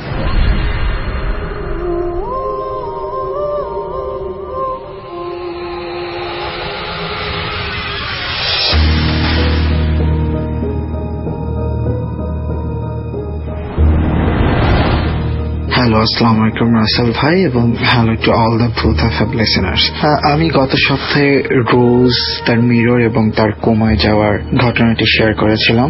আমি এই সপ্তাহে যে ঘটনাটি শেয়ার করব এটিও একটি কোমার ঘটনা, এবং এটি ঘটেছে আমার খুব কাছের একজন মানুষের সাথে। আমি এটি শেয়ার করতে চাইনি, তারপরেও গত সপ্তাহের ঘটনাটা শুনে আমার কাজিনের ভালো লেগেছে, এটা ওর সাথে ঘটে যাওয়া ঘটনা। ও আমাকে বলে যে তুমি এটা শেয়ার করতে পারো, এই কারণে আমি এটা শেয়ার করলাম। এবং এই ঘটনা দুটি একই রকম কোমা রিলেটেড হয়ে গেল। তারপরেও আমি এই ঘটনাটি বিশ্বাসযোগ্যতা সবকিছু শেয়ার করার জন্য এই ঘটনার সময় এই ঘটনাটির প্রুফ হিসেবে আমি একটি ফটো সেন্ড করব। তো আশা করি সেটিও সবাই দেখতে পাবেন। তো যাই হোক, এই ঘটনাটি ঘটে আমার কাজিনের সাথে গত বছর। ঘটনাটি হচ্ছে আমার কাজিন একটি মারাত্মক রোড অ্যাক্সিডেন্টে আহত হয়। আহত হওয়ার পরে সে প্রায় 4 দিন কোমাতে ছিল। আমার কাজিন অস্ট্রেলিয়াতে একটি ইউনিভার্সিটিতে প্রফেশনাল অ্যাকাউন্টিং এ আন্ডারগ্র্যাজুয়েট স্টুডেন্ট হিসেবে পড়াশোনা করছে। সো একদিন ওদের ইউনিভার্সিটিতে আড্ডায় 3-4 জন ফ্রেন্ডের মধ্যে কথা হয় যে ওরা সবাই উইজি বোর্ড প্র্যাকটিস করবে। উইজি বোর্ডটা হচ্ছে প্ল্যান চার্ট বোর্ডের মতো, কিংবা প্ল্যান চার্ট বোর্ডই, আমি এটা নিয়ে সঠিক শিওর না। সো এটা দিয়ে হচ্ছে বিভিন্ন আত্মা, প্রেতাত্মা কিংবা এরকম জিন সবাই ডাকে, আমরা যেরকম মুভিতে দেখতে পারি। সো একটা কথা প্যারানর্মাল অ্যাক্টিভিস্ট কিংবা নেটে আমরা অনেক জায়গায় দেখতে পারি, এটা খুব কমন একটি কথা যে it's quite easy to call a demon or soul in your house on you, but it's quite impossible to get rid of that demon. মানে হচ্ছে তো এটা খুব ইজি একটা আত্মা, প্রেতাত্মা, জিন যেটাকেই হোক সামন করে আনা, কিন্তু এটা ইম্পসিবল যে এটা তোমার উপর থেকে এটার প্রভাবটা ছাড়ানো। তো যাই হোক, আমার কাজিনদের যেই কথা সেই কাজ। 4 জন ছিল, 4 জন থেকে রীতিমতো 2 জন ভয় টয় পেয়ে ওরা প্ল্যান চ্যাট করবে না, কিছু খারাপ হতে পারে এই কারণে ওরা চলে যায়। তো 2 জন হচ্ছে লাস্ট পথে থেকে যায়, আমার কাজিন আর পাবলো নামের একটা ছেলে। পাবলো হচ্ছে ব্রাজিলিয়ান। তো এরা 2 জন বসে পাবলোর বাসায় এরকম প্ল্যান চ্যাট করে। প্ল্যান চ্যাট করার পরে দেখে যে তখন কিছুই হয় না আসলে। তো ওরা ভাবে যে এটা একটা ভোগাস জিনিস, এটা দিয়ে আসলে কিছুই হয় না, তো শুধু শুধু এটা কিছুই হলো না। তো রীতিমতো ওই দিন আমার কাজিন বাসায় চলে আসে। আমার কাজিন বাসায় চলে আসার পরে যেটা হয়, সে রাতে ঘুমায়। ঘুমানোর পরে সে রাতের বেলা শুনতে পারে যে খুব একটা গোঙানি টাইপের একটা থাকে না, যে মানুষ ঘুমের মধ্যে যদি কখনো গোঙায়, সেই রকম গুঙিয়ে গুঙিয়ে আবার হালকা করে একটা কিছু হাসছে। তো সে রীতিমতো লাফ দিয়ে উঠে যায়। তো উঠে যাওয়ার পরে তার রুমের বাম পাশে যে জানালা আছে, জানালাটি পুরোটা খোলা ছিল, কাঁচের জানালা, কার্টনটা পুরাটুকু খোলা ছিল। তো সে দেখে যে তার জানালার ওখানে একটা ক্লাউন ফেস, 2টো হাত তার জানালায় লাগিয়ে একটা ক্লাউন ফেস তার দিকে তাকিয়ে আছে আর হাসছে আস্তে আস্তে করে। সে সাথে সাথে প্রচুর ভয় পেয়ে যায়। সো বেড সুইচটা, তার বেড থেকে মোটামুটি দূরে থাকা ইলেকট্রিক সুইচটা সে ফোনের লাইট সাথে সাথে জ্বালায়। জ্বালানোর পরে সে দেখে যে আসলে ওখানে কিছুই নাই। কিন্তু সবচেয়ে অদ্ভুত এবং ভয়ঙ্কর বিষয় হচ্ছে, সে দেখে তার জানালায় হালকা কুয়াশার মধ্যে জানালা ভিজে থাকলে যদি কেউ হাত রাখে তো সেটাতে হাতের 5টা আঙুলের ছাপ পড়ে যায় না। সে দেখে যে ওইরকম 2টা আঙুলের ছাপ তার জানালায় অপোজিট সাইড থেকে আছে। আর সবচেয়ে ভয়ানক বিষয় হচ্ছে, আমার কাজিনের বাসা দোতলায় এবং অস্ট্রেলিয়ার সিডনিতে ওর বাসাটা হচ্ছে মোটামুটি একটা হিলের লাস্ট সাইডে। তো ওর বাসা থেকে প্রায় 20-25 ফিট নিচে হচ্ছে একটি রোড, বাট এখানে কোনো বাড়ি ঘর নেই। তার মানে আর অস্ট্রেলিয়ার জানালাতে কোনো সানসেটও থাকে না, যে নিচতলার একতলার বিল্ডিং এর সানসেটের উপরে কেউ দাঁড়িয়ে দোতলার জানালায় হাত রাখবে, এটা ইম্পসিবল। তো সে রীতিমতো খুব ঘাবড়ে যায়, এবং কিন্তু সে খালাখালুকেও বলতে খুব ভয় পায়, কারণ এরকম উইজি বোর্ড প্র্যাকটিস করেছে। সো যদি খারাপ কিছু হয় এটা তারা বাজে ভাবে নিবে, তাদের ছেলে কি হয়ে যাচ্ছে এখানে, এই কারণে। সো ও ওই দিন রাতে এটা নিয়ে পাবলোর সাথে কথা বলে, কিন্তু পাবলো বলে যে না, ওর আসলে এরকম কিছুই হচ্ছে না, শি ইজ কোয়াইট ওকে। তো আমার কাজিন ভাবে যে তাহলে মনে হয় ও এটা ভয় পেয়েছে, কারণ ও উইজি বোর্ড নিয়ে এরকম বহুত কাহিনী শোনে, সো ভয় পেয়েছে। তারপর ও পরের দিন ঘুমোতে যায়।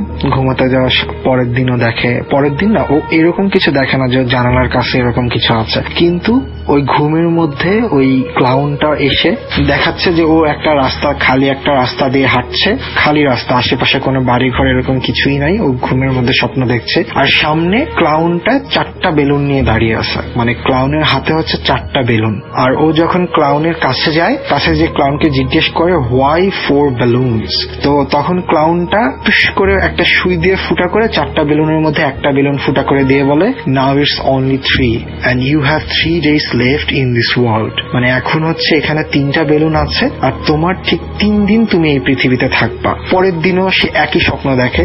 স্বপ্ন দেখার সাথে সাথে সে বেশ ভয় পেয়ে যায়, এবং ওই দিন ওই আরেকটা বেলুন ফুটা করে বলে যে এখন 2টা আছে, তুমি আর পৃথিবীতে 2 দিন থাকবা। ঘুম থেকে উঠে আমার কাজিন সরাসরি ডাক্তারের কাছে চলে যায়। তো ডাক্তারের কাছে গেলে ডাক্তার বলে যে তুমি আসলে উইজি বোর্ড প্র্যাকটিস করছো, that's why you are maybe hallucinating are you are having some bad dreams. তো ওকে এরকম করে কিছু স্লিপিং পিল দেয়, কিন্তু ওই স্লিপিং পিল খাওয়ার পরে ও পরের দিন এই স্বপ্নটা দেখে, এবং ওইখানে একটা বেলুন ফুটা করে বলে আর 1 দিন আসো। সে আরো ঘাবড়ে যায়। ঘাবড়ে যাওয়ার পরে পরের দিনে সেম স্বপ্ন, আরেকটা বেলুন ফুটা করে বলে আজকেই তোমার শেষ দিন। তো ও ওই দিন এইটা ওর মাথায় আসে, ও রীতিমতো খুব ভয় পেয়ে যাচ্ছে। তো ও ওই দিন 3টা বাজে ঘুম থেকে ওঠে। 3টা বাজে স্লিপিং পিল খাওয়ার পর এইভাবে ওর ওভার স্লিপিং হচ্ছে। ও আমার খালাখালো যখন জিজ্ঞেস করে যে why you are sleeping so much, তখন বলে যে এমনিতে কিছু একটা বলে যে ভার্সিটি নাই কিংবা এই কারণে এখন ঘুমাচ্ছি। তো যাই হোক, ও ওরকম ঘুমাচ্ছে। 3:30 বাজে ঘুম থেকে উঠে ও বাসার সামনে রোডটা ক্রস করে যাবে, আর অপোজিট সাইডে। ডানে বামে যতটুকু দেখা যায় 400-500 মিটারের মধ্যে ও দেখে যে কোনো গাড়ি টাড়ি কিচ্ছু নাই। ও রোডটা পার হচ্ছে, হঠাৎ করেই দেখে যে ওর সামনে দিয়ে একটা গাড়ি চলে যাচ্ছে। তো ও না একটু সাইড কাটায় গাড়িটা, হ্যাঁ, অথচ গাড়িটা কোথাও ছিল না, তারপরে ও দেখে যে এরকম গাড়িটা চলে আসছে।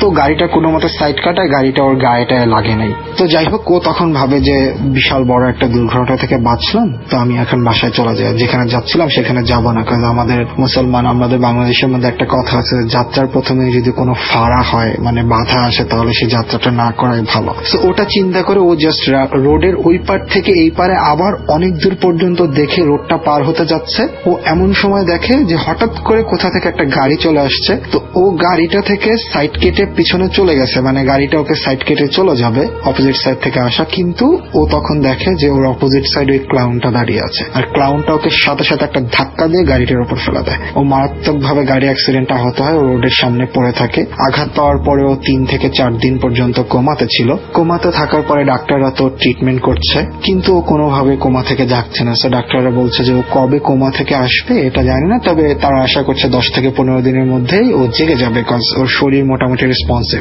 তো এমন সময় ওর দাদা দাদি ভিজিটিং এসেছিল অস্ট্রেলিয়াতে ওদেরই বাসায়। তো ওর দাদি যেহেতু অনেক আগের মানুষ, তারা ধর্মতে অনেক বিশ্বাস করে, প্রচুর বিশ্বাসী, সারাদিন নামাজ কালাম করে, বয়স্ক মানুষ। তো তারা যখন দেখতে যায়, তারা হাতে হচ্ছে কুরআন শরীফ নিয়ে হচ্ছে ওকে দেখতে যাবে। তো অস্ট্রেলিয়ার মেডিকেলের নিয়ম অনুযায়ী কখনো যদি আইসিইউতে এরকম কোন জায়গায় যদি যাওয়া হয়, তাহলে না কখনো ওই হাতে কোরআন শরীফ কিংবা ফোন কিচ্ছু নিয়ে যেতে দেয় না। সবকিছু বাইরে একটা বাকেটে রেখে ওপরে জাম্পার পরে তারপর যেতে হয়, মানে প্লাস্টিক জাম্পার যেটাকে ভেস্ট বলে আমরা, ওইটা পরে যেতে হয়। তো যাই হোক, ওর দাদি ওরকম ওর কাছে যায়। তো যে ওর দাদি একটু কান্নাকাটি করে ওর কানের পাশে মুখটা দিয়ে সূরা ইখলাস তিলাওয়াত করতে থাকে।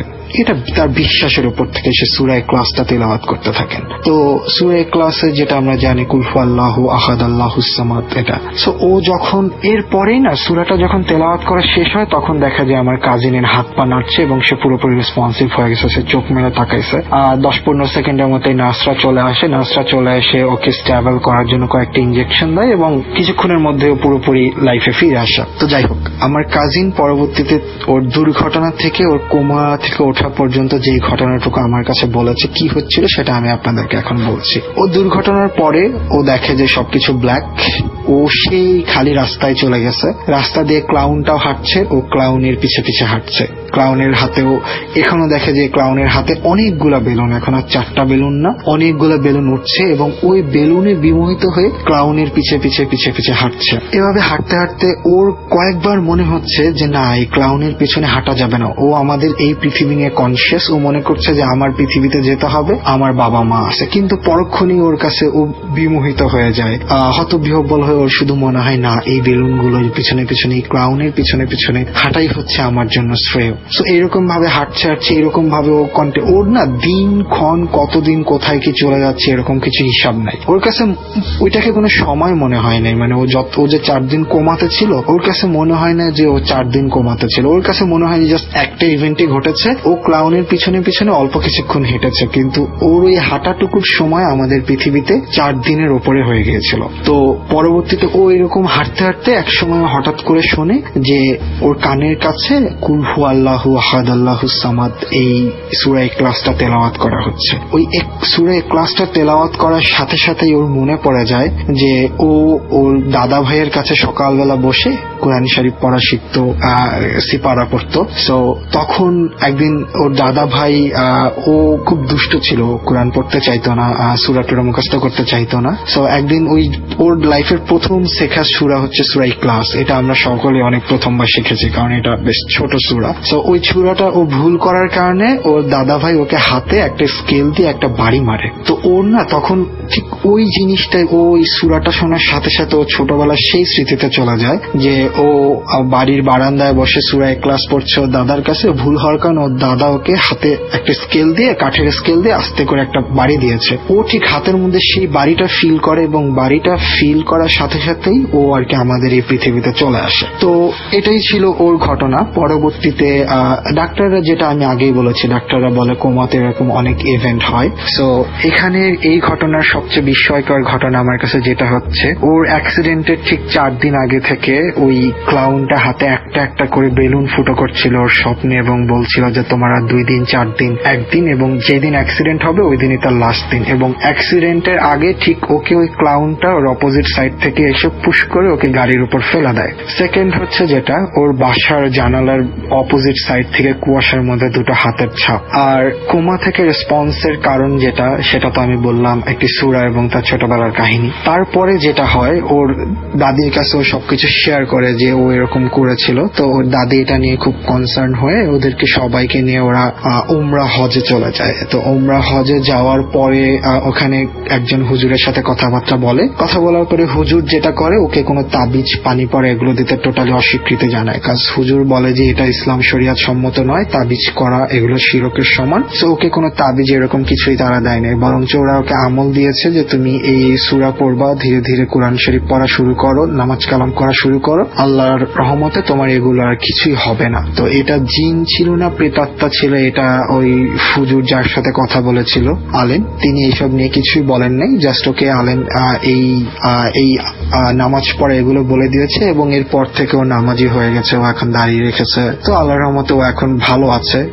ওর এখন এরপর থেকে আর কখনো এরকম সমস্যা হয় নাই। তো এই ঘটনার পরে আমি সকলকে একটা জিনিসের রিকোয়েস্ট করব, এই জিন ভূত প্রেত এগুলো না আসলে একটা আননোন ওয়ার্ল্ড, এটার ভালো খারাপ আমরা এখন পর্যন্ত কেউ জানি না। সো আমরা যে জিনিস জানি না এই জিনিস নিয়ে কৌতূহল বশত ঘাটাঘাটি না করাই ভালো, এটা থেকে অনেক খারাপ কিছুই হতে পারে। আশা করি সবার ঘটনাটি ভালো লেগেছে, সবাই ভালো থাকবেন, আল্লাহ হাফেজ। Bhoot FM. The night comes alive with Grameenphone.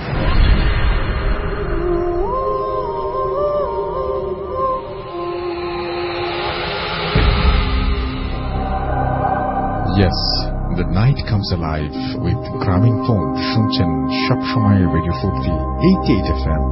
আমি রাসেল আছির সাথে এবং চলছে ভূত এফএম। আমি শাহরিয়ার পার্থ আমাদের লিখেছেন, আমাদের ভূত এফএমের পেজ থেকে পড়ছি। বাপ্পি রহমান আমাদের লিখেছেন চাঁপাইনবাবগঞ্জ থেকে, তিনি শুনছেন, আমাদের সঙ্গে আছেন। আকাশ আমাদের সঙ্গে আছেন এবং বাড়িতে কেউ নেই, কি যে হবে শুনতে শুনতে সেই আশঙ্কা করছেন।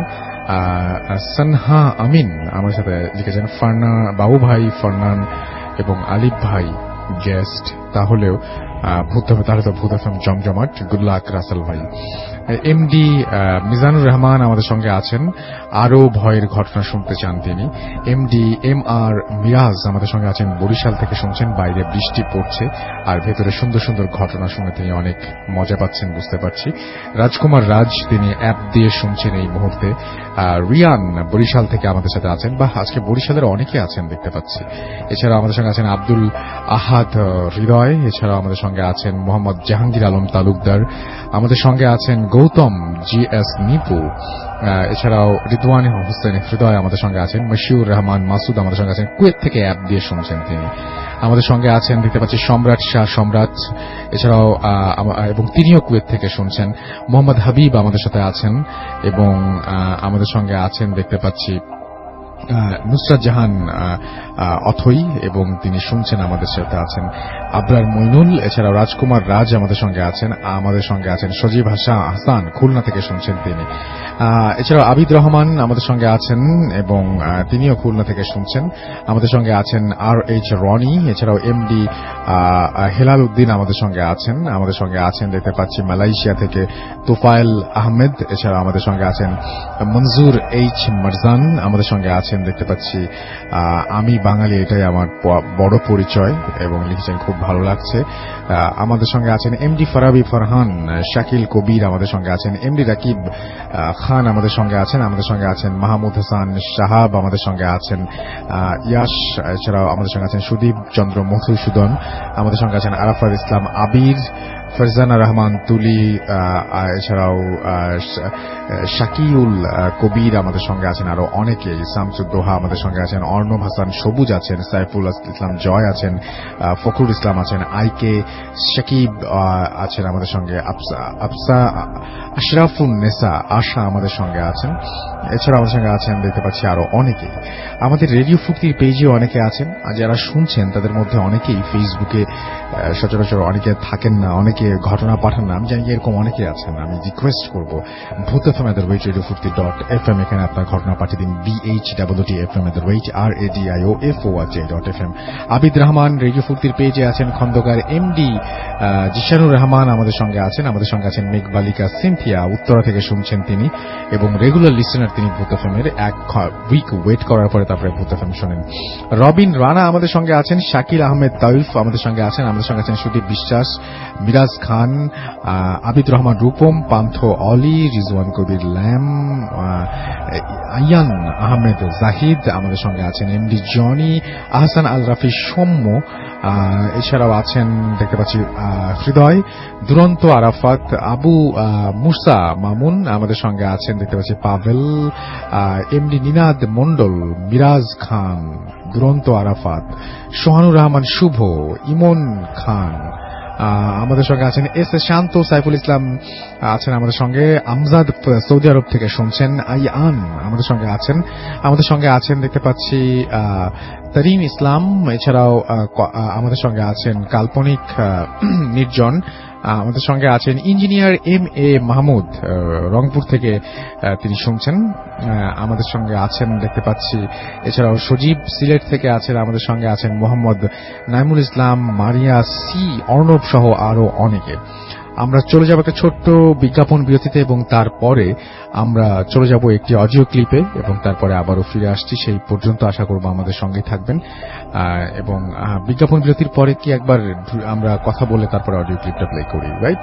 আচ্ছা, আমরা অডিও ক্লিপটা প্লে করি, তারপরে আবারও ফিরে আসি। সেই পর্যন্ত আমাদের সঙ্গে থাকুন।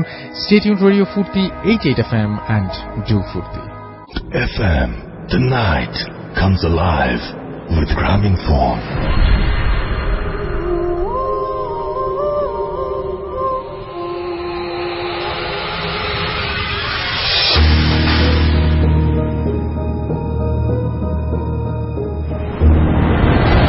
আসসালামু আলাইকুম রাসেল ভাই, আমি শরীফুল ইসলাম ডিএম, আমার বাড়ি হচ্ছে গোপালগঞ্জ। আমি বর্তমানে রোম শহরে থাকি, ইটালির রোম শহরে। তো আমি আমার ঘটনায় চলে যাই সরাসরি। আমরা আমাদের একটা বাসা কিছুদিন আগে আমরা সেটা ভাড়া নিই। আমরা টোটালে এখানে 8 জন থাকি। তো আমরা বাসাটা যখন ভাড়া নিই তখন একটা এজেন্সির মাধ্যমে বাসাটা ভাড়া নিই। তো এজেন্সি যখন আমাদের প্রথম বাসাটা দেখায়, তো আমি এবং নাজিম ভাই এবং মামুন আমরা 3 জন বাসাটা দেখার জন্য আসি। তো যখন আমরা বাসাটা দেখার জন্য আসি এবং এজেন্সির যে লোক বাসাটা খুলে দেয় দরজাটা, তো তখন আমি প্রথম বাসাটার ভিতরে ঢোকার পরে আমার কাছে একটু অন্যরকম লাগে, একটা গরম গরম ভাব, কেমন যেন একটা মানে অস্বস্তিকর মতো পরিবেশ আর কি। তো বাসাটা 3টা রুম, একটা ব্যালকনি আর একটা বাথরুম। তো বাসাটা রুমের অবস্থা অনেক খারাপ, কারণ আমরা যে এলাকাটাতে থাকি এই এলাকাটার নাম হচ্ছে অস্ট্রিয়া। এটা হচ্ছে সমুদ্রের পাড়ে, এবং আমাদেরই যে এলাকাতে আমরা এখন আছি, যেটা ভাড়া নেওয়ার জন্য আমরা দেখেছি আর কি। তো এই এলাকার যত বিল্ডিং গুলো আছে এগুলো অনেক পুরনো বিল্ডিং, এখানে লিফট এবং সবকিছুই অনেক পুরনো। তো বাসাটা প্রত্যেকটা রুমই আপনার একটু বড় বড়, আর বেলকনিটা একটু বড়। এটা হচ্ছে আপনার ফার্স্ট ফ্লোরে আর কি। তো বাসাটার প্রত্যেকটা সাইডেই অনেক মানে দেখে মনে হচ্ছে যে এখানে অনেকদিন যাবত কেউ থাকেনি। এখানের বাথরুমটা একেবারেই ভাঙাচোরা, আপনার কিচেন রুমটা একেবারেই ভাঙাচোরা, আর প্রত্যেকটা রুম প্রচুর পরিমাণে জিনারি লাগানো আর কি। তো যেহেতু আমাদের বাসাটা খুব দরকার, আমাদের কাজের থেকে খুব একটা বেশি দূরে না, তো আমরা এত কিছু চিন্তা না করে আমরা বাসাটা ভাড়া নিয়ে নিই। আর বাসাটার যাবতীয় যত সমস্যা আছে সেটা ঠিক করে দেবে এজেন্সি। তো এই চুক্তির মধ্যে আমরা বাসাটা নিয়ে নিই।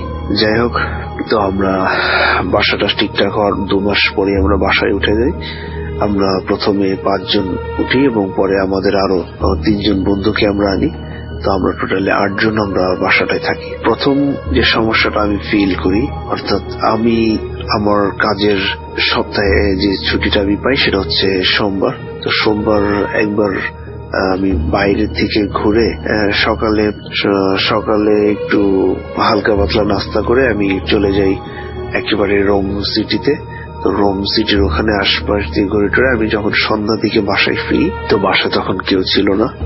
বাসাটায় যখন আমি ঢুকি, দরজাটা খুলে ঠিক আমাদের দরজাটা একটু পাশেই হচ্ছে রাসেল ভাই এই বাথরুমটা। তো বাথরুমটার সাইড দিয়েই আমার সেকেন্ড রুমটাই হচ্ছে আমার। তো আমরা যখন যাই তখন হঠাৎ ভিতরে একটা বাচ্চার কান্নার আওয়াজ পাই আমি। তো বাচ্চার যে কান্নার আওয়াজটা পাই সেটা অনেক করুণ আওয়াজ রাসেল ভাই। ঠিক আমি তখন একটু কেমন যেন একটু মানে খুব স্ট্যাচুর মতো হয়ে যায়, যে কেমন যেন একটা আমার শরীর কেমন যেন একটু দম খেয়ে যায় আর কি। তো আমি কান্নার আওয়াজটা খুব স্পষ্ট শুনতে পাচ্ছি। বাচ্চাটা কেমন যেন খুব গঙ্গে মানে খুব করুণ সুরে কাঁদতেছে। যাই হোক, আমি তখন মনের সাহস নিয়ে আমি লাইট প্রত্যেকটা মানে আমাদের যে ড্রয়িং রুম যেখান দিয়ে আমরা দরজা যে ঢুকি ওখানে লাইটটা আমি জ্বালিয়ে দিলাম এবং জ্বালিয়ে দেওয়ার সাথে সাথে আমি আপনার বাথরুমের লাইটটা জ্বালায় আমি দরজাটা খুলে দেখলাম ভিতরে কেউ নেই বা কোনো ধরনের কোনো সমস্যা নাই। কান্নাটা থেমে গেল। যাই হোক, জিনিসটা আমি তেমন একটা কানে নিলাম না। যাই হোক, হয়তো বা কোনো একটা সাইডের বা আশেপাশের রুমের বাচ্চা কাঁদছে এরকম একটা মনে ধারণা নিয়ে আমি আমার রুমে চলে আসি। তো আমি আমার রুমে এসে জামা কাপড় চেঞ্জ করে বাথরুমে যে ফ্রেশ হওয়ার পরে মোটামুটি খাওয়া দাওয়া শেষ করে আমি আমার রুমে চলে আসি। তো হঠাৎ আরেকটা দিন আমার যে বন্ধু নাজিম, তিনি রাত প্রায় 11টার দিকে উনি বারান্দায় যায়। তো বারান্দায় যখন যায় রাসেল ভাই, উনি বারান্দার দরজাটা খুলে যখনই বারান্দায় যাবে ঠিক তখনই উনি থাপ করে দাঁড়িয়ে যায় দরজার সামনে। হঠাৎ দেখে যে একটা একেবারে কর্নারে একটা কালো বিড়াল ওনার দিকে তাকিয়ে আছে। তো কালো বিড়াল তাকিয়ে থাকাটার মানে যেভাবে তাকিয়ে সেটা দেখে নাজিম ভাই একটু ঘাবড়ে যায় আর কি। তো ঘাবড়ে গেলে নাজিম ভাই আর বেলকনিতে যায় না।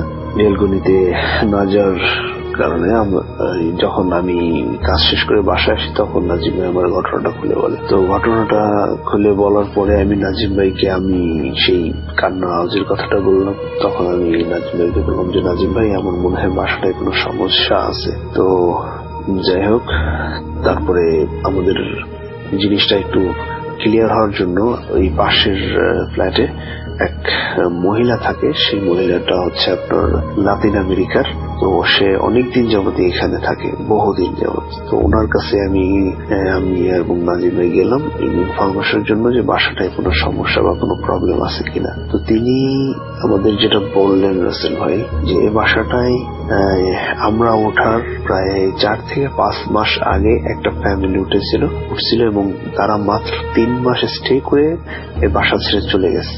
কি জন্য গেছে, কি কারণে গেছে এটা জানেন না, তবে মাত্র 3 মাস থেকেই চলে গেছে। যদিও এখানে একটা বাসা আপনি যদি ভাড়া নেন ন্যূনতম 2 বছরের কন্ট্রাক্ট করে আপনাকে বাসার ভাড়া নিতে হবে আর কি। সর্বনিম্ন 1 বছর আপনি করতে পারেন, তবে সবাই 2 বছরই করে। তো ব্যাপারটা হচ্ছে এরকম। যাই হোক, আমরা শুনে নাজিম ভাইকে বললাম যে এরকম তাহলে তো একটু সমস্যা আছেই হয়তো, বা তা নাহলে এত তাড়াতাড়ি কেন চলে যাবে। যাই হোক রাসেল ভাই, এটা নিয়ে আমরা আর কাউকে কিছু বললাম না। আমরা আমাদের মতো করেই থাকতে শুরু করলাম। তো হঠাৎ একদিন আরেক বন্ধু, তার নাম হচ্ছে জিয়া, তারপর নড়াইল, সে বেলকনিতে হঠাৎ দেখে কালো একটা ছায়া দাঁড়িয়ে আছে, মানে একটা অবয়ব, একটা মানুষের মতো একটা অবয়ব বেলকনিতে দাঁড়িয়ে আছে। তো এটা দেখে মানে খুব দ্রুত দরজা আটকে উনি আমাদের রুমে এসে হাঁপাতে থাকলে সব ঘটনা যখন আমাদের খুলে বলে তখন আমরা সব জায়গা সবাই একখানে হইলাম যে না, সমস্যা আছে, তো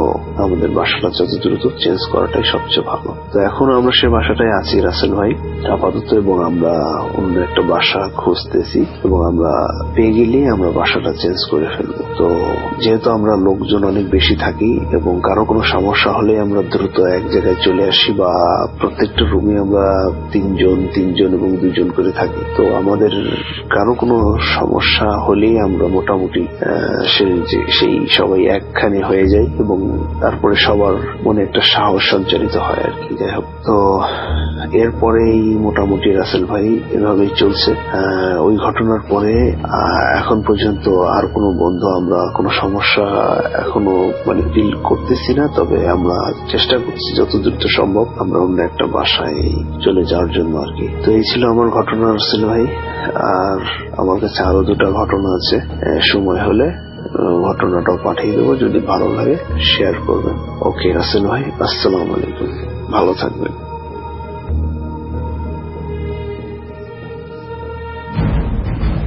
Booth FM. The night comes alive with Graminphone.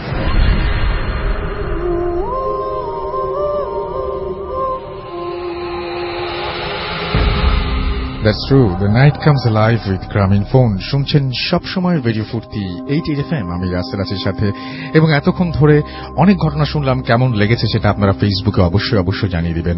আজকের মতো এখানেই বিদায় নিচ্ছি। যাবার আগে জানিয়ে দিচ্ছি ভূত FM @radiofurti.fm এখানে ঢুকে আপনার পছন্দের গানগুলো আপনি অবশ্যই আপনার পছন্দের যে ঘটনাগুলো সেই ঘটনাগুলো পাঠিয়ে দিবেন। গানগুলো বলছি, গানের দিকে তাকিয়ে আছে এই জন্য পাঠিয়ে দিবেন, এবং আশা করছি যে এই সপ্তাহের মতো আগামী সপ্তাহে জমজমাট একটি ভূত এফএম নিয়ে আপনাদের কাছে আবারও ফিরে আসবো। সেই পর্যন্ত আমাদের সঙ্গেই থাকুন। স্টে টিউনড টু রেডিও ফুর্তি 88 FM and do ফুর্তি।